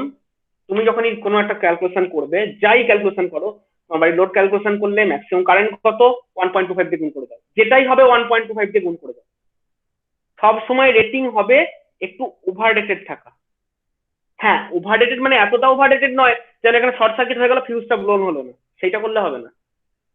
একটা এমন অ্যারেঞ্জমেন্ট করো যেন আমার এটা প্রপার হয়ে থাকে। অনেকের বাড়ি থেকে এমসিবি নষ্ট হয়ে যায়, খুব তাড়াতাড়ি খারাপ হয়ে যায়, অনেকের বাড়িতে হয় যে এমসিবিটা খুব তাড়াতাড়ি এমসিবি গুলো বেশি টিকছে না। 1 বছর 2 বছর মাথায় এমসিবি গুলো দেখছি আর অন অফ করলে বা এমসিবিটা ব্রেক হচ্ছে না, বা দেখলাম শক্ত হয়ে গেছে, হয়। তার পিছনেও কিন্তু এটা একটা রিজন। আমি একটা জায়গায় 16 অ্যাম্পিয়ারের এমসিবি ব্যবহার করেছি, অথচ সেই লাইন দিয়ে কত ফ্লো হচ্ছে, 14 অ্যাম্পিয়ার রেগুলার ফ্লো হচ্ছে। তাহলে ওই এমসিবিটার উপর তো একটা লোড পড়ছে সবসময়। তাহলে এই লোডটা দীর্ঘদিন ধরে পড়তে পড়তে এমসিবিটা দীর্ঘদিন যদি প্রচন্ড হট এনভায়রনমেন্টে থাকে, তার ভেতরে কলকবজা, অটোমেটিক্যালি স্প্রিং এগুলো সব নষ্ট হয়ে যাবে, তখন দেখবে সেটা 2 বছর বেশি চলবে না। সেই জন্যই আমাকে কি করতে হবে, যা রেটিং দেখবো একটু স্লাইট ওভার রেটেড করতে করতে করতে করতে আসতে হবে ডিজাইনটা, যাতে করে আর কোনোদিন কিছু না হয়। আমি এটা বলে দেব, মানে অলমোস্ট আমি কেন, আমার নিজের বাড়িতে ওই সমস্যাটা রয়েছে। আমার বাড়িতেও 5 কেবি কানেকশন আছে, দুটো এসি আছে, কিন্তু তারপরে সমস্যাটা হচ্ছে 4.0 সার্ভিস কানেকশনের ওয়্যার্ড আছে। আমি জানি ওটা 6.0 হলে ভালো হয়, সেটা আমিও জানি, কিন্তু যতদিন না আমার ঘরে ভোল্টেজ লেভেল সেই অর্থে ড্রপ হচ্ছে, তার আগে আমি শুধু শুধু পয়সা কেন খরচা করবো? সেই জন্য আমি ডিসকমকে জানাইনি। আমি যেদিন দেখবো যে না আমার ভোল্টেজ লেভেল ড্রপ হচ্ছে, ভোল্টেজ ভালো আসছে না, সেদিনকে আমি ডিসকমকে বলবো আমার এই তারটা চেঞ্জ করে আপনি 6.0 করে দিন, আমি আপনাকে এই টাকা দিচ্ছি। কারণ ওই তারটা তো আমি নিজে নিজে চেঞ্জ করতে পারি না। এবং আমি এটাও বলে দিচ্ছি, মিলিয়ে নিও, তোমাদের বাড়িতেও যদি 2টো বা 3টে এসি কারো বাড়িতে থাকে, তোমাদের বাড়িতে এই সার্ভিস কানেকশনের ওয়্যারটা 4.0 আছে, 6.0 নেই, 6.0 কিন্তু হওয়া উচিত। এবং সেই হয়তো এখন ভোল্টেজ লেভেল ড্রপ করে না, কিছুদিন বাদ আগামী 10 বছর বাদ করতেই পারে। এগুলো ইস্যু এক একটা। তো এই ডিজাইন ইস্যুগুলো ছোট ছোট আকারে তোমাকে জানতে হবে। বলো, কে কি বলবে? স্যার স্যার বলো। বলছি স্যার বলছি যে অনেক সময় দেখা যায় যে ভোল্টেজ ফ্লাকচুয়েট করছে। হ্যাঁ বলো ভোল্টেজ, মানে দেখা যায় যে ভোল্টেজ খুব ফাস্ট ফ্লাকচুয়েট করছে, মানে কম বেশি হতে থাকছে। হ্যাঁ, তো এই প্রবলেমটা কি জন্য হয়ে থাকে? এটা ভোল্টেজ লেভেলের ওই যে হঠাৎ করে দেখো না, ধর একবার কমছে বাড়ছে হয়তো, সেটা অনেক সময় যেটা হয় মানে ইরেগুলার ফল্টের জন্য হয়। ওটার ম্যাক্সিমাম কারণটা হচ্ছে ইরেগুলার ফল্ট। ইরেগুলার ফল্ট মানে এরকম, ধরো এটা একটা বেয়ার কন্ডাক্টর গেছে, এবার এইখানে একটা নারকেল গাছ আছে,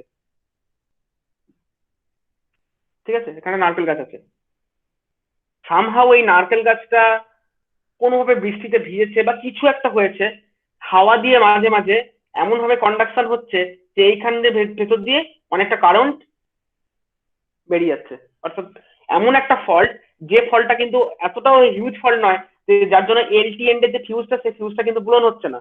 ট্রান্সফরমারের নিচে যে ফিউজটা আছে, সেই ফিউজটা তো ব্লোন হচ্ছে না, কিন্তু তাও একটা হিউজ কারেন্ট মাঝে মাঝে কোথাও একটা কোনো একটা গাছ দিয়ে হোক, অন্য কোনো ইনসুলেটরের ব্রেকডাউন হোক, অর্থাৎ মনে করো এখানে একটা ইনসুলেটর রয়েছে, সেই ইনসুলেটরটা হয়তো ফ্র্যাকচার হয়ে গেছে, ফেটে গেছে, এবং এমন ভাবে ফেটেছে, হাওয়া দিচ্ছে, কখনো কখনো এর ভেতর দিয়ে অনেক কারেন্ট লিকেজ হয়ে যাচ্ছে, আবার কখনো কখনো হয় না।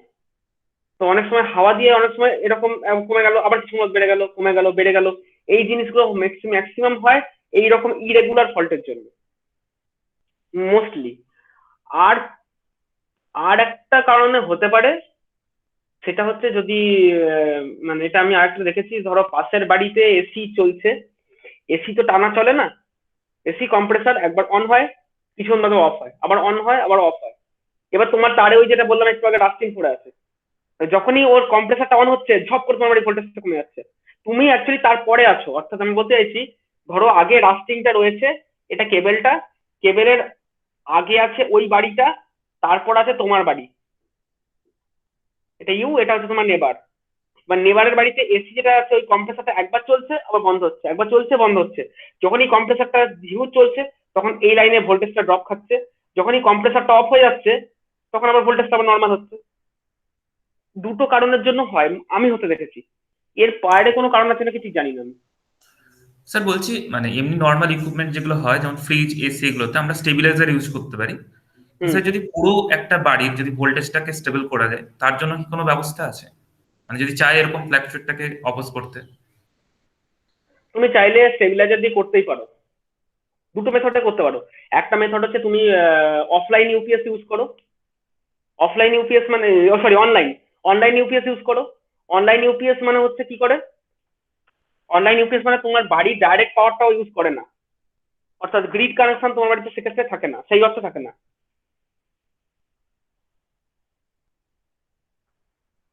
যদি এটাতে অনেক খরচা, প্রচুর খরচা হবে। সেটা হচ্ছে তোমার বাড়িতে ধরো কানেকশনটা, এটা তোমার মিটার বক্স কানেকশন এসে ঢুকলো, ঢুকে কি করে তুমি প্রথমেই লাগালে একটা অফলাইন ইউপিএস। অফলাইন ইউপিএস মানে হচ্ছে এর ভেতরে থাকে একটা রেকটিফায়ার যেটা এসি কে ডিসি করে। সেই ডিসিটা একটা ব্যাটারিতে মানে চার্জ হতে থাকে, অর্থাৎ এই ডিসি লিঙ্কের ভোল্টেজটা সবসময় ফিক্স থাকে। এই ডিসির পরে থাকে আবার একটা ইনভার্টার যেটা এই ডিসিটাকে এসি বানায়, সেইটা দিয়ে তোমার বাড়ির প্রত্যেকটা লোড চলছে। তখন এই যে ইনভার্টারটা, সেই ইনভার্টারটা কি এখানে ভোল্টেজ 230 হোক 150 হোক যাই হোক, ভোল্টেজ লেভেল যাই ড্রপ হোক, এখানে একটা ডিসি ভোল্টেজ থাকবে। সেই ডিসি এই চার্জার তেমন ভাবেই তৈরি, এখানে 150 ভোল্ট এলেও ধরো এদিকটাকে 96 ভোল্টে রাখবে, ফিক্স রাখবে আর কি। মানে এই চার্জারটা এই রেকটিফায়ার তেমন ভাবে তৈরি করা, কন্ট্রোল রেকটিফায়ার মানে এসসিআর আছে ভেতরে। তো কন্ট্রোল রেকটিফায়ার দিয়ে একে 96 ভোল্টে ফিক্স রাখছে। এই ইনভার্টারটা কি করছে, 96 ভোল্টটাকে এবার 230 ভোল্টে ফিক্স করে দিচ্ছে। এই ফিক্সের কাজটা এই ইনভার্টার দায়িত্ব নিয়ে করছে। সেক্ষেত্রে তোমার বাড়ির লোড একদম আনইন্টারাপ্টেড লোড থাকবে। এই টোটাল সিস্টেমটা হচ্ছে অফলাইন ইউপিএস, কস্টিং অনেকটাই বেশি পড়বে, প্রচুর কস্টিং পড়ে যাবে স্যার এটা। তাহলে মানে বলে দিই, লোড বেশি থাকলে মানে 2-3টে এসি থাকলে তো ব্যাটারি তো অনেক লাগবে তাহলে, একটাতে তো তখন। হ্যাঁ ও তো বলছি তো, আমার ওই জন্য তো কথাটা বলছি, এই স্কিমটা শুধু ব্যাটারি কেন, ইনভার্টারটা রেটিং হবো। এই ইনভার্টারটাকে তো 8 হ্যাঁ, হ্যাঁ। কিলোওয়াট, হ্যাঁ 8 কেবির একটা ইনভার্টার হতে হবে এই ইনভার্টারটা। এটা 8 কেবি ইনভার্টারের দাম হচ্ছে প্রায় আহ,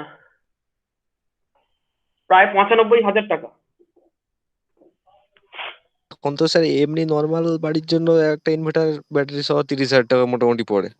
তা ওতে তো ওটা ওটা তুমি যে 30,000 টাকা যেটা পড়ে সেটা তোমার হচ্ছে 1 কেভি ইনভার্টার, আমি 8 কেভি এর কথা বলছি। আচ্ছা স্যার।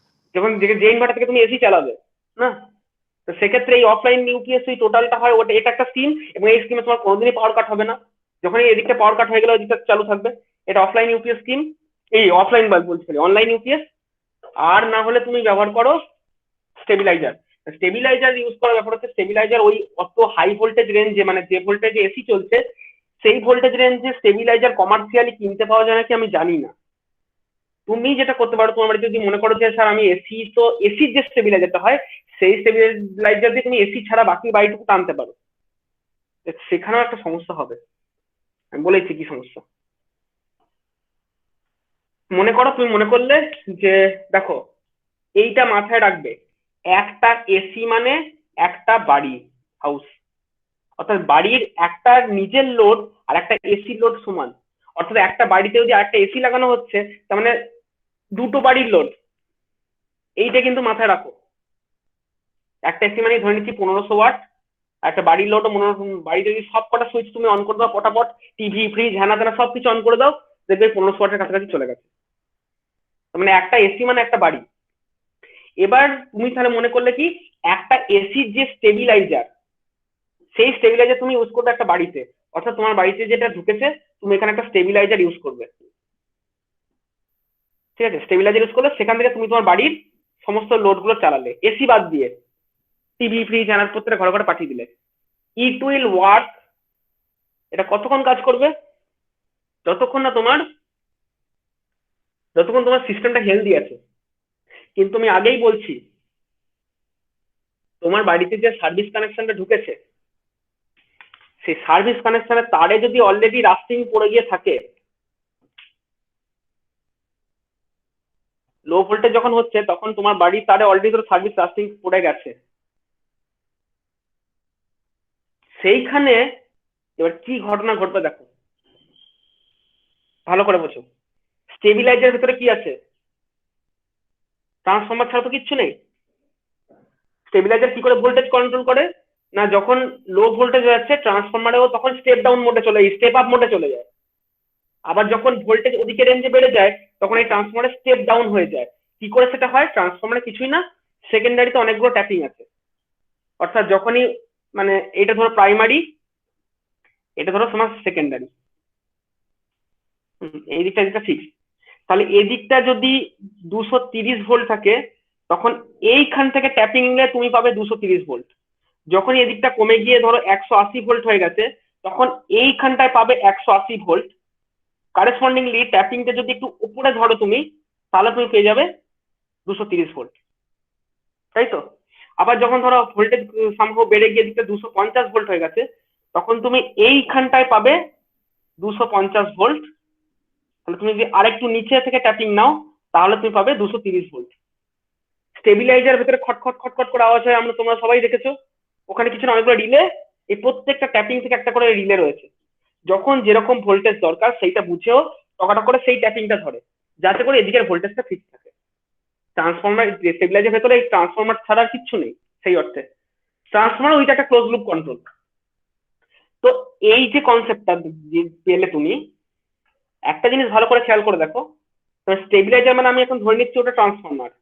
যে ট্রান্সফরমার তুমি বলেছো আমার বাড়িতে খুব ভোল্টেজ লো, ভোল্টেজ দেখছি 170 ভোল্ট আছে, আমি স্টেবিলাইজার দিয়ে স্টেপ আপ করে ওটাকে 230 ভোল্ট করে ভাবছি ঘরে জিনিসপত্র চালাবো। ঠিক আছে, আমি প্রশ্ন করলাম আচ্ছা তোমার বাড়ি এই মুহূর্তে লোড কত? তুমি স্যার 4 কেভি এর মতো লোড, 4 কেভি না সরি 1 কেভি ধরে লোড আছে। 1 কেভি, হ্যাঁ ঠিক আছে 1 কেভি লোড আছে, 1 কেভি লোড আছে। আমি এটাকে ক্যালকুলেশন, তাহলে 1 কেভি এর লোড 230 ভোল্ট যদি হয় তাহলে এইখান দিয়ে কত কারেন্ট আসছে 1000/230 করো, 4 পয়েন্ট সামথিং আই থিঙ্ক হচ্ছে না, 4.1 বা 4.2 এরকম কিছু একটা হচ্ছে।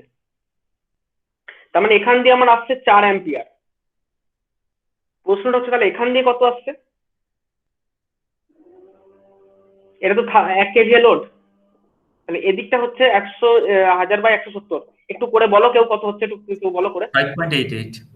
5.8 মানে অলমোস্ট 6 অ্যাম্পিয়ার। তার মানে একটা জিনিস ভাবো, তুমি যদি স্টেবিলাইজার না লাগাতে ধরো মানে স্টেবিলাইজার তুমি লাগাচ্ছ, যদি না লাগাও অর্থাৎ এটা পুরো মুছে স্টেবিলাইজার তুমি না লাগাতে এইখানটা, তাহলে তোমার ভোল্টেজ ছিল 170 ভোল্ট এবং সেইখানে তুমি যখন 1 কেভি এর লোড কানেক্ট করলে ওর কারেন্ট ডিমান্ড হয়েছিল 6 অ্যাম্পিয়ার। ও 6 অ্যাম্পিয়ার কারেন্ট ওইখানে দিতে পারেনি বলেই ভোল্টেজটা আরো ড্রপ হয়ে গেছে। মানে বা ধরো যা ভোল্টেজ ছিল তুমি যখন 1 কেভি এর লোড চালালে তখনই সেই যে অ্যাম্পিয়ারটা দরকার সেই অ্যাম্পিয়ারটাও দিতে পারছে না। ধরে নিচ্ছি যে তুমি ধরো 1 কেভি এর লোড যখন চালাওনি, যখন তুমি অফ করে দিয়েছিলে তখন তোমার ভোল্টেজটা বেড়ে গিয়ে 230 ভোল্ট ছিল। তুমি দেখছো তোমার বাড়িতে সব একবার বেশি মানে এটা ওটা লোড চালালে এগুলো ধরন করে ভোল্টেজ ড্রপ হচ্ছে। কেন ড্রপ হচ্ছে? কারণ এই লেভেলের কারেন্টটা ও সাপ্লাই দিতে পারছে না। 230 ভোল্ট হলে প্রায় 4 অ্যাম্পিয়ার কারেন্ট টানতে লাগে। এইখানে যে তারে রাস্টিংটা পড়ে আছে সে ব্যাটা 4 অ্যাম্পিয়ার কারেন্টে দিতে পারছে না। তুমি যদি একটা স্টেবিলাইজার লাগাও তখন তো এদিকের কারেন্ট ডিমান্ডটা হয়ে যাচ্ছে 6 অ্যাম্পিয়ার। স্টেবিলাইজার লাগিয়েও তো তুমি পাওয়ার ডিমান্ডটাকে কমাতে পারছো না। তাহলে পাওয়ার ডিমান্ড যদি কমাতে না পারো, যে 4 অ্যাম্পিয়ার দিতে পারছে না সে কি করে আশা করবে সে আমার 6 অ্যাম্পিয়ার কারেন্ট এখান দিয়ে দেবে? এখান দিয়ে আগে 6 অ্যাম্পিয়ার দেবে তবে না তুমি এদিকটা 1 কেভি লোড ইউজ করতে পারবে, তবে তো তুমি এদিকে 4.1 অ্যাম্পিয়ার পাবে। তোমাকে এখানে 4.1 অ্যাম্পিয়ার পেতে হলে ওদিকটা 6 অ্যাম্পিয়ার পেতে হবে। অর্থাৎ আমরা যে ভাবছি স্টেবিলাইজার ইউজ করলেই ভোল্টেজ বেড়ে যাবে, চলো কাজ হয়ে যাবে, সেইটা ভাবলে হবে না। জানতে হবে স্টেবিলাইজারের সেকেন্ডারি এন্ডে যে কারেন্ট ডিমান্ড, যেহেতু প্রাইমারি এন্ডে ভোল্টেজ লো তাহলে প্রাইমারি এন্ডে কারেন্ট ডিমান্ড বেশি। যে আগের কারেন্টটা দিতে পারছে না সেই কারেন্টটা কি করে দেবে? স্টেবিলাইজার সেখানে ফেল করে যাবে, কিছু করতে পারবে না। তাহলে স্টেবিলাইজার লাগাই কেন আমরা? স্টেবিলাইজার লাগাই শুধুমাত্র স্টেবিলাইজার সেই অর্থে ব্যবহার করে না। স্টেবিলাইজারের কনসেপ্টটা হচ্ছে স্টেবিলাইজার, যে কোম্পানি স্টেবিলাইজার বানাচ্ছে সে কিন্তু এইটা একবারও বলে না যে তারে রাস্টিং করলে আমার স্টেবিলাইজার কাজ করবে। তারে রাস্টিং করলে তোমার স্টেবিলাইজার কোনোদিন কাজ করবে না। বাড়ির বাইরে যে কন্ডাক্টরটা ওটা যদি রাস্টিং করে তোমার স্টেবিলাইজার কিন্তু কোনোদিন কাজ কটা বাদ দেখো 33 কোনোদিন কাজ করবে না। স্টেবিলাইজারটা তখনই হবে যখন হচ্ছে ভোল্টেজ লেভেল খুব লো, কিন্তু হ্যাঁ ভোল্টেজ লেভেলটা লো হয়ে গেছে, অন্য কোনো একটা লো এন্ডে লো হয়েছে, বা ট্রান্সফরমারের কয়েল বা ওই এন্ড থেকেই ভোল্টেজটা লো হয়েছে, কিন্তু তুমি যে কারেন্টটা ডিমান্ড করছো তোমার বাড়ির সার্ভিস লাইনে কোনো রকম রাস্টিং নেই, এখানে কোনো রকম রাস্টিং নেই। তুমি যদি 6 অ্যাম্পিয়ার চাও 6 অ্যাম্পিয়ার দিতে পারবে সে।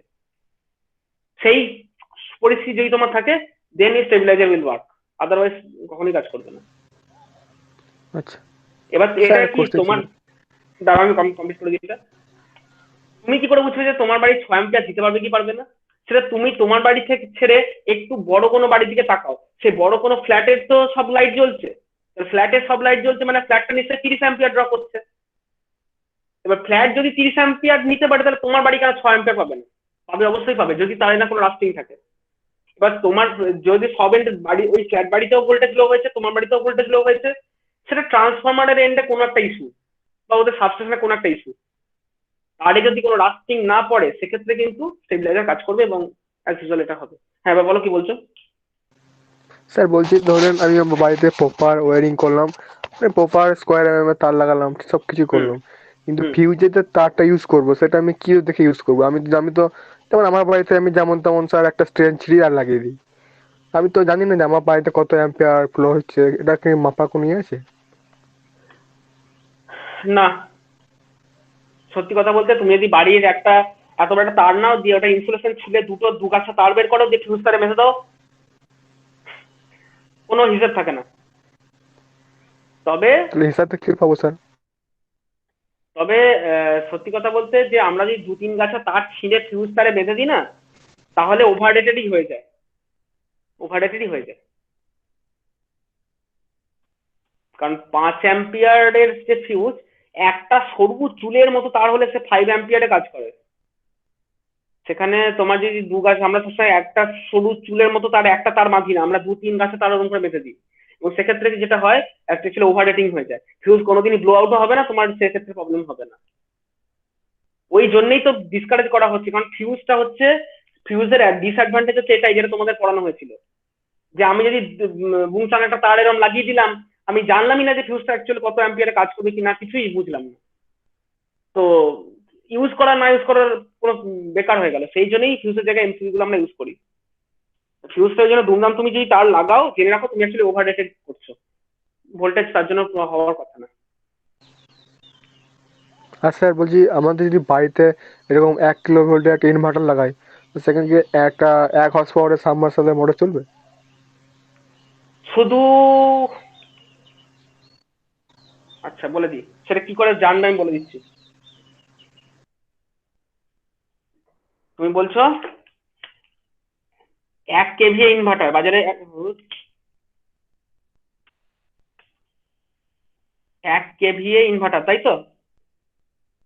1 কেভি মানে 1000 ভিএ, 0.85 যদি তুমি পাওয়ার ফ্যাক্টর ধরে নাও তাহলে বলতে পারো 850 ওয়াট, অর্থাৎ ইনভার্টারটা 850 ওয়াট অব্দি লোড টানতে পারবে। তুমি বলছো তোমার সিস্টেমটা 1 হর্স পাওয়ারের মেশিন মানে 746 ওয়াট, কাছাকাছি চলার কথা। কিন্তু যেটা হয় এই ধরনের তোমার যে মোটরটা আছে, এই মোটর যখন চলে মোটরের লোড কিন্তু 750 ওয়াট 46 ওয়াট হলেও তুমি মোটরের লাইনটাকে একবার জলের লাইন ভ্যাকুয়ামের লাইনটা চেপে ধরো দেখিনি, অর্থাৎ মোটরের কি এটা মোটর, তো মোটর হচ্ছে একটা ইন একটা আউট, ধরো এটা দিয়ে জলটাকে সাক করছে, এটা দিয়ে জলটাকেও বার করছে, মানে পাম্পের ট্যাঙ্কিতে তুলছে। তুমি এই সাকশনের লাইনটাকে ধরো নোংরা অশুদ্ধি দিয়ে জাম করে দাও, মোটরটা কি হবে, এখানে একটা ভ্যাকুয়াম তৈরি হবে, তো ভ্যাকুয়ামের জন্য মোটরটা আটকে যাবে, মানে একটু আটকানোর মতো ইয়ে থাকবে। তো যখনই আটকানোর ব্যাপার থাকবে তখনই মোটর একটা জিনিস, মোটর আটকে যাওয়া মানে কি হচ্ছে, মোটরটা টেকনিক্যালি থেমে যাচ্ছে। মোটর টেকনিক্যালি থেমে যাচ্ছে মানে মোটরের যে ব্যাক ইএমএফ সেটা যাচ্ছে কমে, মোটরের ব্যাক ইএমএফ কমে যাওয়া মানে মোটরটা কিন্তু আরো বেশি কারেন্ট ড্র করছে, অর্থাৎ সেই মুহূর্তে মোটরটা 746 ওয়াট নেই, মেবি এটা এক্সিড টু 900 ওয়াট। মোটর যদি ধপ করে আটকে যায় না, 900 ওয়াট ড্র করে নেবে। পিছনের রিজনটা কিন্তু এটা, মোটর যদি একবার যা হোক কারণে সে অশুদ্ধি জমে বা এই জমে আটকে যায় বা কোনো একটা কারণে কিছু হয়, তাহলে মোটর থেমে যাচ্ছে। মোটর থেমে যাওয়া মানেই ব্যাক ইএমএফ আটকাচ্ছে, ব্যাক ইএমএফ এর অ্যাবসেন্স মানেই কয়েলটা huge ampere short circuit draw করছে, অ্যাম্পিয়ারটা 900 যেমনি, সেক্ষেত্রে ইনভার্টার তোমার মাস ট্রিপ করে যাবে। মোটর যদি খুব স্মুথ অপারেশন করে অবশ্যই চলবে। ঠিক আছে। আরেকটা কে কি একটা জিজ্ঞাসা করছিলে যে স্যার লো ভোল্টেজ নিয়ে একটা কি বলছিলে, সালমান স্যার একটা কি একটা বলছিলে, কে বলছিলে বলো তো, কেউ বলোনি আর? স্যার মোটর যখন স্যার স্টার্টিং টর্কটা হাই থাকবে তখন তো স্যার হাই অ্যাম্পিয়ার ড্র করবে, তখন তখন তো স্যার ট্রিপ করে যেতে পারে। 1 হর্স পাওয়ারের টুলু পাম্প বলে এগুলোকে, 1 হর্স পাওয়ারের যে টুলু পাম্প, সুইচ দেওয়ার উইদিন 300 মিলি সেকেন্ডের মধ্যে ও রিচ করে যায়। 300 মিলি সেকেন্ডের মধ্যে ও ফাইনাল স্পিডে আছে, মানে রিচ করে যায়। 1 সেকেন্ডের 1/3 ভাগের সময় ওর যেহেতু স্টেডি স্টেট অ্যাচিভ করে যায়, সেই জন্য ওইটুকু সময়ের জন্য এমন কিছু অ্যাম্পিয়ারের এদিক ওদিক হয় না। আমি যেটা বলতে চাইছি, মোটরটা যদি কারেন্ট ড্র করে, এটা যদি কারেন্ট হয়, এটা যদি টাইম হয়, তাহলে অ্যাম্পিয়ারটা ধরে নাও এইরকম, এবং এই যে এই সময়টা কত, ধরো 300 মিলি সেকেন্ড। 300 মিলি সেকেন্ডের জন্য একটু বেশি কারেন্ট হলে কি আর হবে, ঠিক আছে? স্যার হুম।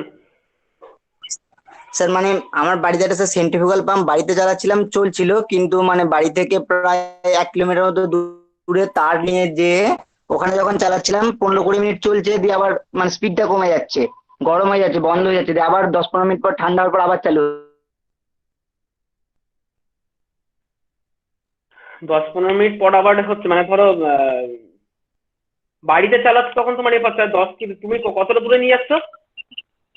প্রায় 1 কিলোমিটার মতো। 1 কিলোমিটার দূরে কত তার দিয়ে নিয়ে যাচ্ছ? কত স্কোয়ার এমএম তার ব্যবহার করছো? স্যার ওর মানে যে স্কোয়ার এমটা ওরা দিয়েছিল কেনার সময় সেটাই ইউজ করছিলাম। কোনোদিন হবে না, প্রায় কিছু না হলেও ডবল, মানে 2.5 টাইমস মোটা তার ব্যবহার করতে হবে। মানে বলতে চাইছি, যদি 1.5 এর তার ব্যবহার করো, 1.5 এর তারে 1 কিলোমিটার কোনো দিন যাবে না। 1.5 তারে 1 কিলোমিটার যাচ্ছে মানে একটা হিউজ ভোল্টেজ ড্রপ হয়ে যাচ্ছে 1 কিলোমিটার, বুঝে নাও। তোমাকে ওই ভোল্টেজ ড্রপটা কমাতে হবে। ভোল্টেজ ড্রপ কমাতে হবে মানে 1 কিলোমিটার তারে রেজিস্ট্যান্স কমাতে হবে। রেজিস্ট্যান্স কমাতে হবে মানে তোমাকে আরো মোটা ক্রস সেকশনের তার ব্যবহার করতে হবে। যদিও আমার মনে হয় খুব সম্ভবত 1.5 এর তার ইউজ করছো তোমরা। স্যার ডিস্টেন্সটা হওয়ার জন্য তারটা একটু মোটা ইউজ করতে হবে। অনেক মোটা ইউজ করতে হবে, এটা তোমার যা আছে 1 কিলোমিটার বলছো, 1 কিলোমিটার অনেক। 1 কিলোমিটার যদি হয় 1.5 এ তো হবেই না, তুমি ওটা 2.5 এর উপরে মানে 4 এর তার যদি ব্যবহার করতে পারো বেস্ট হয়। 2.5 এও কাজ হবে, 2.5 হলেও দেখো এই সমস্যাটা নেই। যে তার আছে তারপরে রেটিং এর তারটা ব্যবহার করো, 1.5 থেকে। হ্যাঁ কেটে যাচ্ছে কি? স্যার স্টার্টিং এ যে ক্যাপাসিটর ওটা বেশি গরম হচ্ছিল প্রচুর। হ্যাঁ যাই হোক, যে কোনো একটা কারণে হতেই পারে। ভোল্টেজ একটা হিউজ ভোল্টেজ ড্রপ হচ্ছে, তুমি এটা আগে দেখো। তোমার তারে একটা হিউজ ভোল্টেজ ড্রপ হচ্ছে, এই ভোল্টেজ ড্রপটাকে কমাও তাহলেই হবে। এইটা বক্তব্য। 1 কিলোমিটারে তুমি 1 কিলোমিটার কত ওয়াটের মোটর গো? কত ওয়াটের মোটর ওটা? মনে নেই স্যার। মানে কত বড় বড় না, ছোট তো সেন্ট্রিফিউগাল পাম্প তো? 2 পোলের সেন্ট্রিফিউগাল পাম্প গুলো ছোট। তাহলে ওই অত ছোট জিনিস 1 কিলোমিটার তারে যায়? কোনোদিন যাবে না। তারের রেটিং বাড়াও হয়ে যাবে, তার অনেক মোটা তার দিতে হবে। ঠিক আছে, আচ্ছা আজকে টাইম প্রায় হয়ে গেছে। তোমাদের 11টা থেকে, তোমাদের একটা ক্লাস আছে 11টা থেকে? না আজকে নেই, আজকে দুপুরে আছে। আজকে নেই স্যার। হ্যাঁ বলে দিই, জয়দীপ স্যার মনে হয় শনিবার ক্লাস নেবেন। কালকে তো ছুটি আছে ঈদের জন্য, কালকে আমিও ক্লাস নেবো না, কালকে ছুটি আছে। জয়দীপ স্যার মনে হয় নেক্সট শনিবার হয়তো ক্লাস নিতে পারেন তোমাদের, মেবি। আমি আজকে আর একটু ওখানে টেনে দিই, 11টা অব্দি টেনে দিই তাহলে, আপত্তি না থাকে কারো।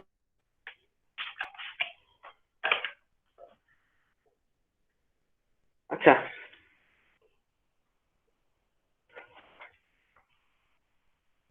তুমি এই যে মোটরের কথাটা বললে না, এই প্রসঙ্গে সবাইকে একটা জিনিস জিজ্ঞাসা করি, দেখি কার কি কতটা কনসেপ্ট আছে। আচ্ছা, এই ডিজাইন ইস্যুটা আমরা ফেস করেছিলাম।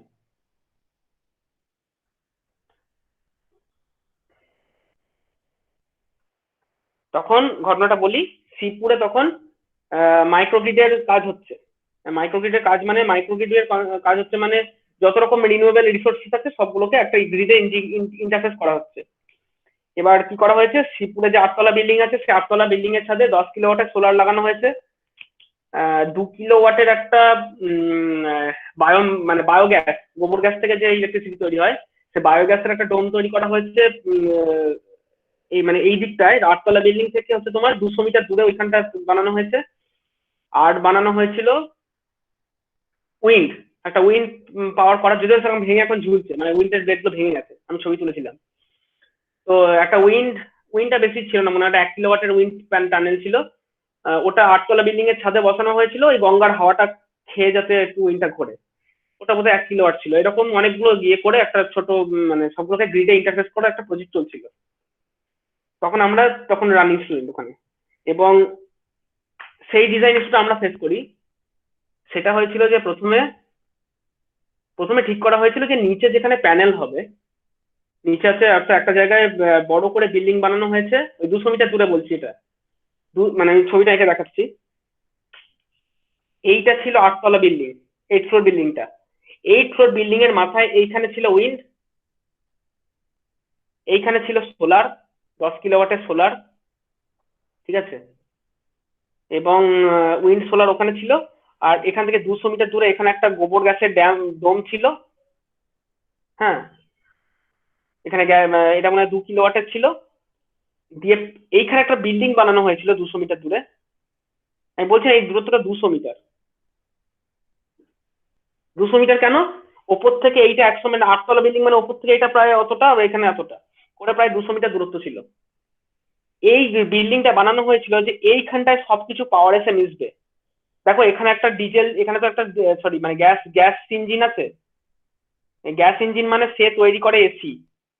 এইখানে উইন্ড সে তৈরি করে এসি, বাট এই যে সোলার ও তৈরি করে ডিসি। এবার ঠিক করা হচ্ছে সব পাওয়ার এইখানটা এনে আনা হবে।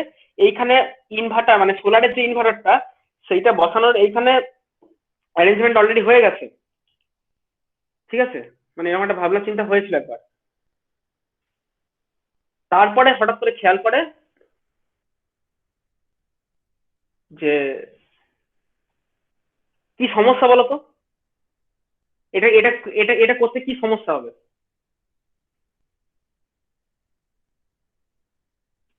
স্যার ডিসিটাকে এত দূর টানার জন্য হবে ভোল্টেজটা কমে যাচ্ছে নাকি স্যার?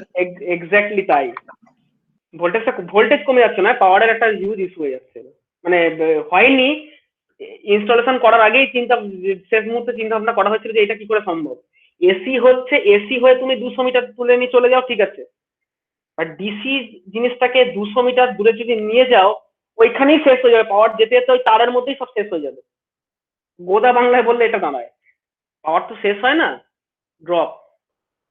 কারণ দেখো ডিসি মানে এইখানকার মানে এই জায়গাটা তোমার ডিসি পাওয়ার, এটা হচ্ছে এসি পাওয়ার। আমি যেটা বলতে চাইছি যে এই যে ডিসিটা আছে বা এখানে এই যে এসিটা আছে, যাই থাকুক, যে তারটাকে তুমি এতটা নিয়ে যাচ্ছ, সেই তারে যদি ডিসি যায় তাহলে হিউজ পাওয়ার লস। সেই তারে যদি এসি যায়, পারফেক্ট, জেনে রাখো এটা। এবং সত্যি কথা বলতে, তুমি ধরো বাজার থেকে একটা তার কিনলে, কত তার কিনেছো? 2.5 এর তার কিনেছো। তার ডেটা শিট দেখো, বলা আছে এসি কারেন্ট যদি 15 অ্যাম্পিয়ার অব্দি দিতে পারে, ডিসি কারেন্ট 10 অ্যাম্পিয়ার বেশি দিতে পারবে না। এর কারণটা কি জানো?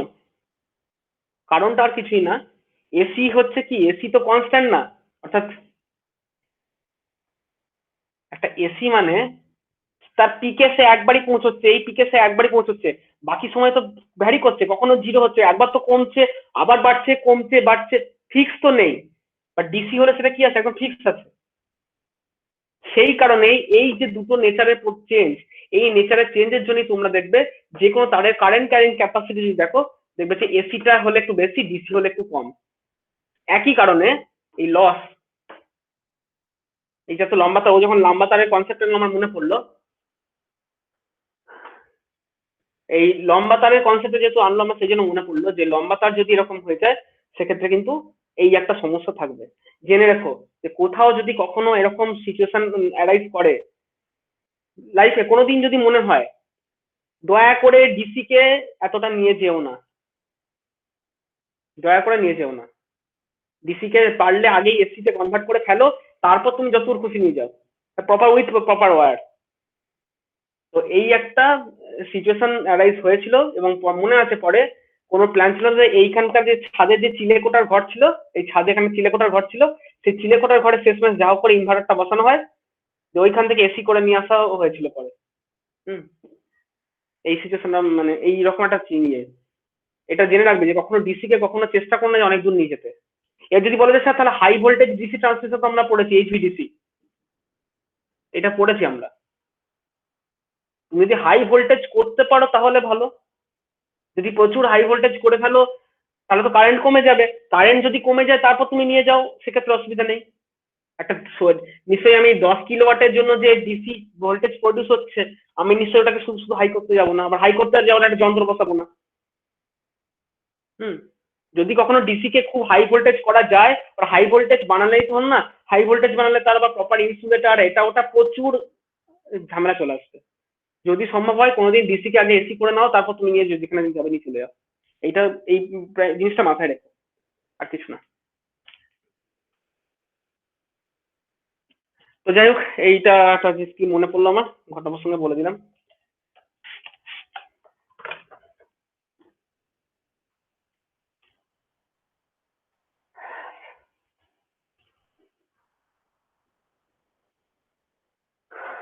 তোমাদেরকে যতটা বলছি অনেকটাই, যা মানে যা সমস্ত বলছি, এত কিছু বলার কারণ হচ্ছে একটাই, আমি আগেই বলছি বই পড়ে মুখস্থ করে এই সাবজেক্ট উদ্ধার করতে পারবে না। এটা জানার জন্য তোমাকে প্রপার কনসেপ্টটা লাগবে, যা কিছু কনসেপ্ট না ছাড়া হবে না। আর একটা জিনিস মাথায় রাখবে, যখনই যাই করছো একটা জিনিস মাথায় রাখবে, ডিজাইন করার সময় শুধু ভেবো না যে আমি ইলেকট্রিসিটি ডিজাইন করছি। যখনই ডিজাইনের কোনো কিছু করবে, ভাববে আমি বাড়িতে জলের কানেকশন করছি, ভাববে আমি বাড়িতে জলের কানেকশন করছি। কিন্তু জলের সঙ্গে এর কোথায় কোথায় পার্থক্য থাকবে সেইটা একটু জেনে নাও।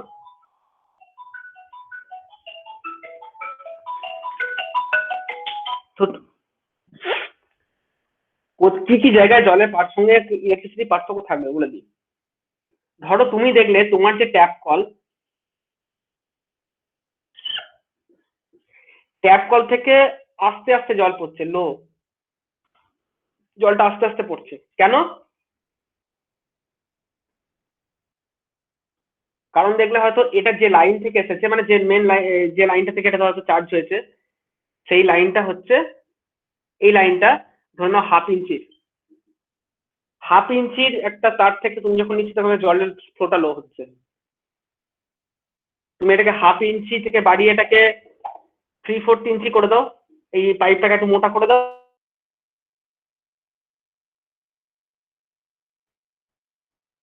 তার মানে আমাকে একটা জিনিস দেখো, এইটা হাফ ইঞ্চি, এই লাইনটা হাফ ইঞ্চি, কারণ এই ওয়াটার ট্যাপটা তুমি যেখানে লাগাচ্ছ এটা হাফ ইঞ্চি লাইনেই লাগবে। তো এটা হাফ ইঞ্চি লাইনে তুমি ওয়াটার ট্যাপটা লাগাচ্ছ, ইটস ওকে। তো এটা হাফ ইঞ্চি হলে, আগে যদি এটা হাফ ইঞ্চি হতো দেখবে জলের ফ্লোটা লো, যখন এটা দেখবে বাড়িয়ে 3/4 ইঞ্চি করে দেবে, দেখবে জলের ফ্লোটা হাই হয়ে গেছে। এটা একদম বাচ্চা বেলার কনসেপ্ট। আমার বক্তব্যটা হলো, কি কারণে বক্তব্যটা বলছি সেটা বলি।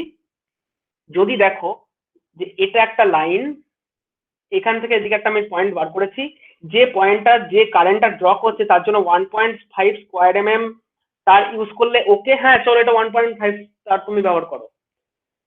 বা দেখলাম যে যেটা লোড আছে 1.0 ইউজ করলেই হয়তো হবে, বাট আমি ওই যে একটু আগে বললাম 1.0 ইউজ করলেও হবে।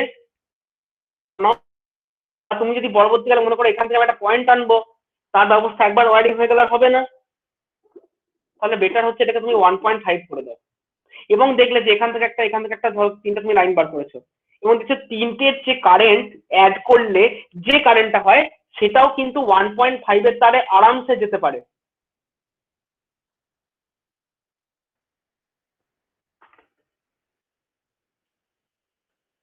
আমি বলতে চাইছি যে যদি দেখো যে এটা 1.5 এর তার অ্যাড করে, মানে এগুলো 1.5 স্কোয়ার mm এর কেবল ইউজ করলে হয়ে যাবে, এবং মানে 1.0 ইউজ করলে হবে, তার জন্য 1.5 দিলাম। যে পাওয়ারটা এদিক কারেন্টটা এদিক দিয়ে আসছে সেটা 1.5 এর স্কোয়ারের তারে এনাফ। কিন্তু আমি ওই যে একটু আগে বললাম এটার থেকে চেষ্টা করে এটাকে বেশি রাখতে, তাহলে চেষ্টা করো না এটা থেকে এটাকে বেশি রাখতে। ডিজাইনে তোমরা সবসময় চারটে জিনিস থাম্ব রুল ফলো করবে, যে মানে আমাদের বাড়ির যদি রেসিডেন্সিয়াল ওয়্যারিং হয় তার জন্য কিছু জিনিস তোমরা সবসময় একটা জিনিস মাথায় রাখবে। আমি চেষ্টা করব যদি বাড়িতে কোনো হাই লোড না থাকে, হাই লোড যদি না থাকে তাহলে 3 রকম তার, ভালো করে বলছি 3 রকম তার ব্যবহার করার কথা ভাববে। যদি হাই লোড না থাকে, সার্ভিসের ওয়্যারটা কত হবে, ঠিক আছে? তারপর হচ্ছে ডিস্ট্রিবিউশন ওয়্যার কত হবে,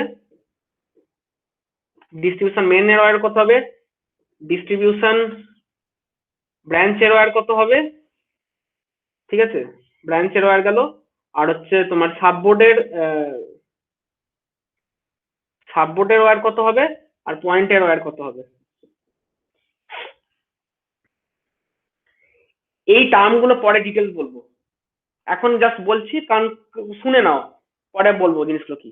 সার্ভিসের ওয়্যার কোনটাকে বলে, তোমার বাড়ির মানে পোল থেকে তোমার মিটার অব্দি যে তারটা এসে ঢুকেছে সেটাকে বলছি আমি সার্ভিস ওয়্যার।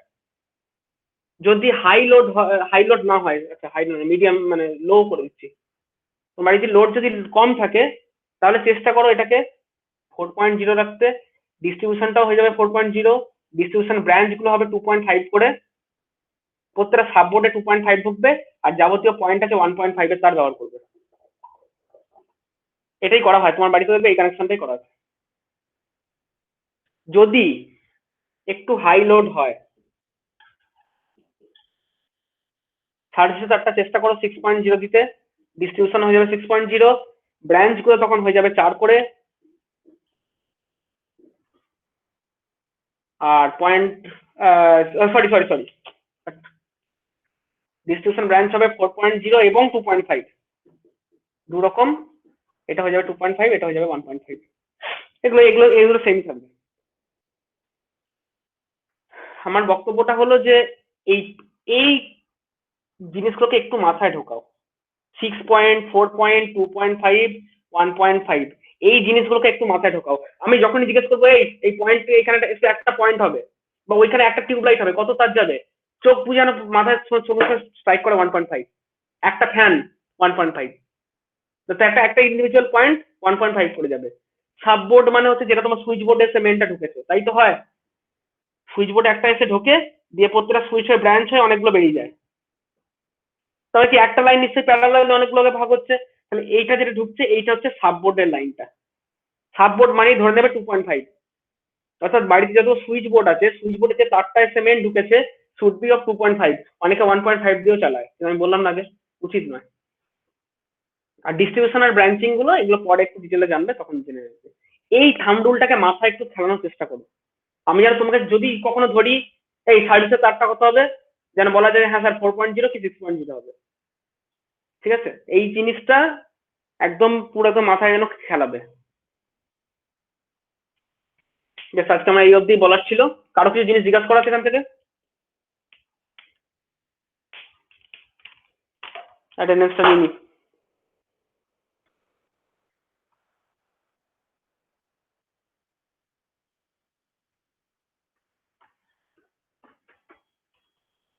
আমার খাতায় তোলা হচ্ছে না।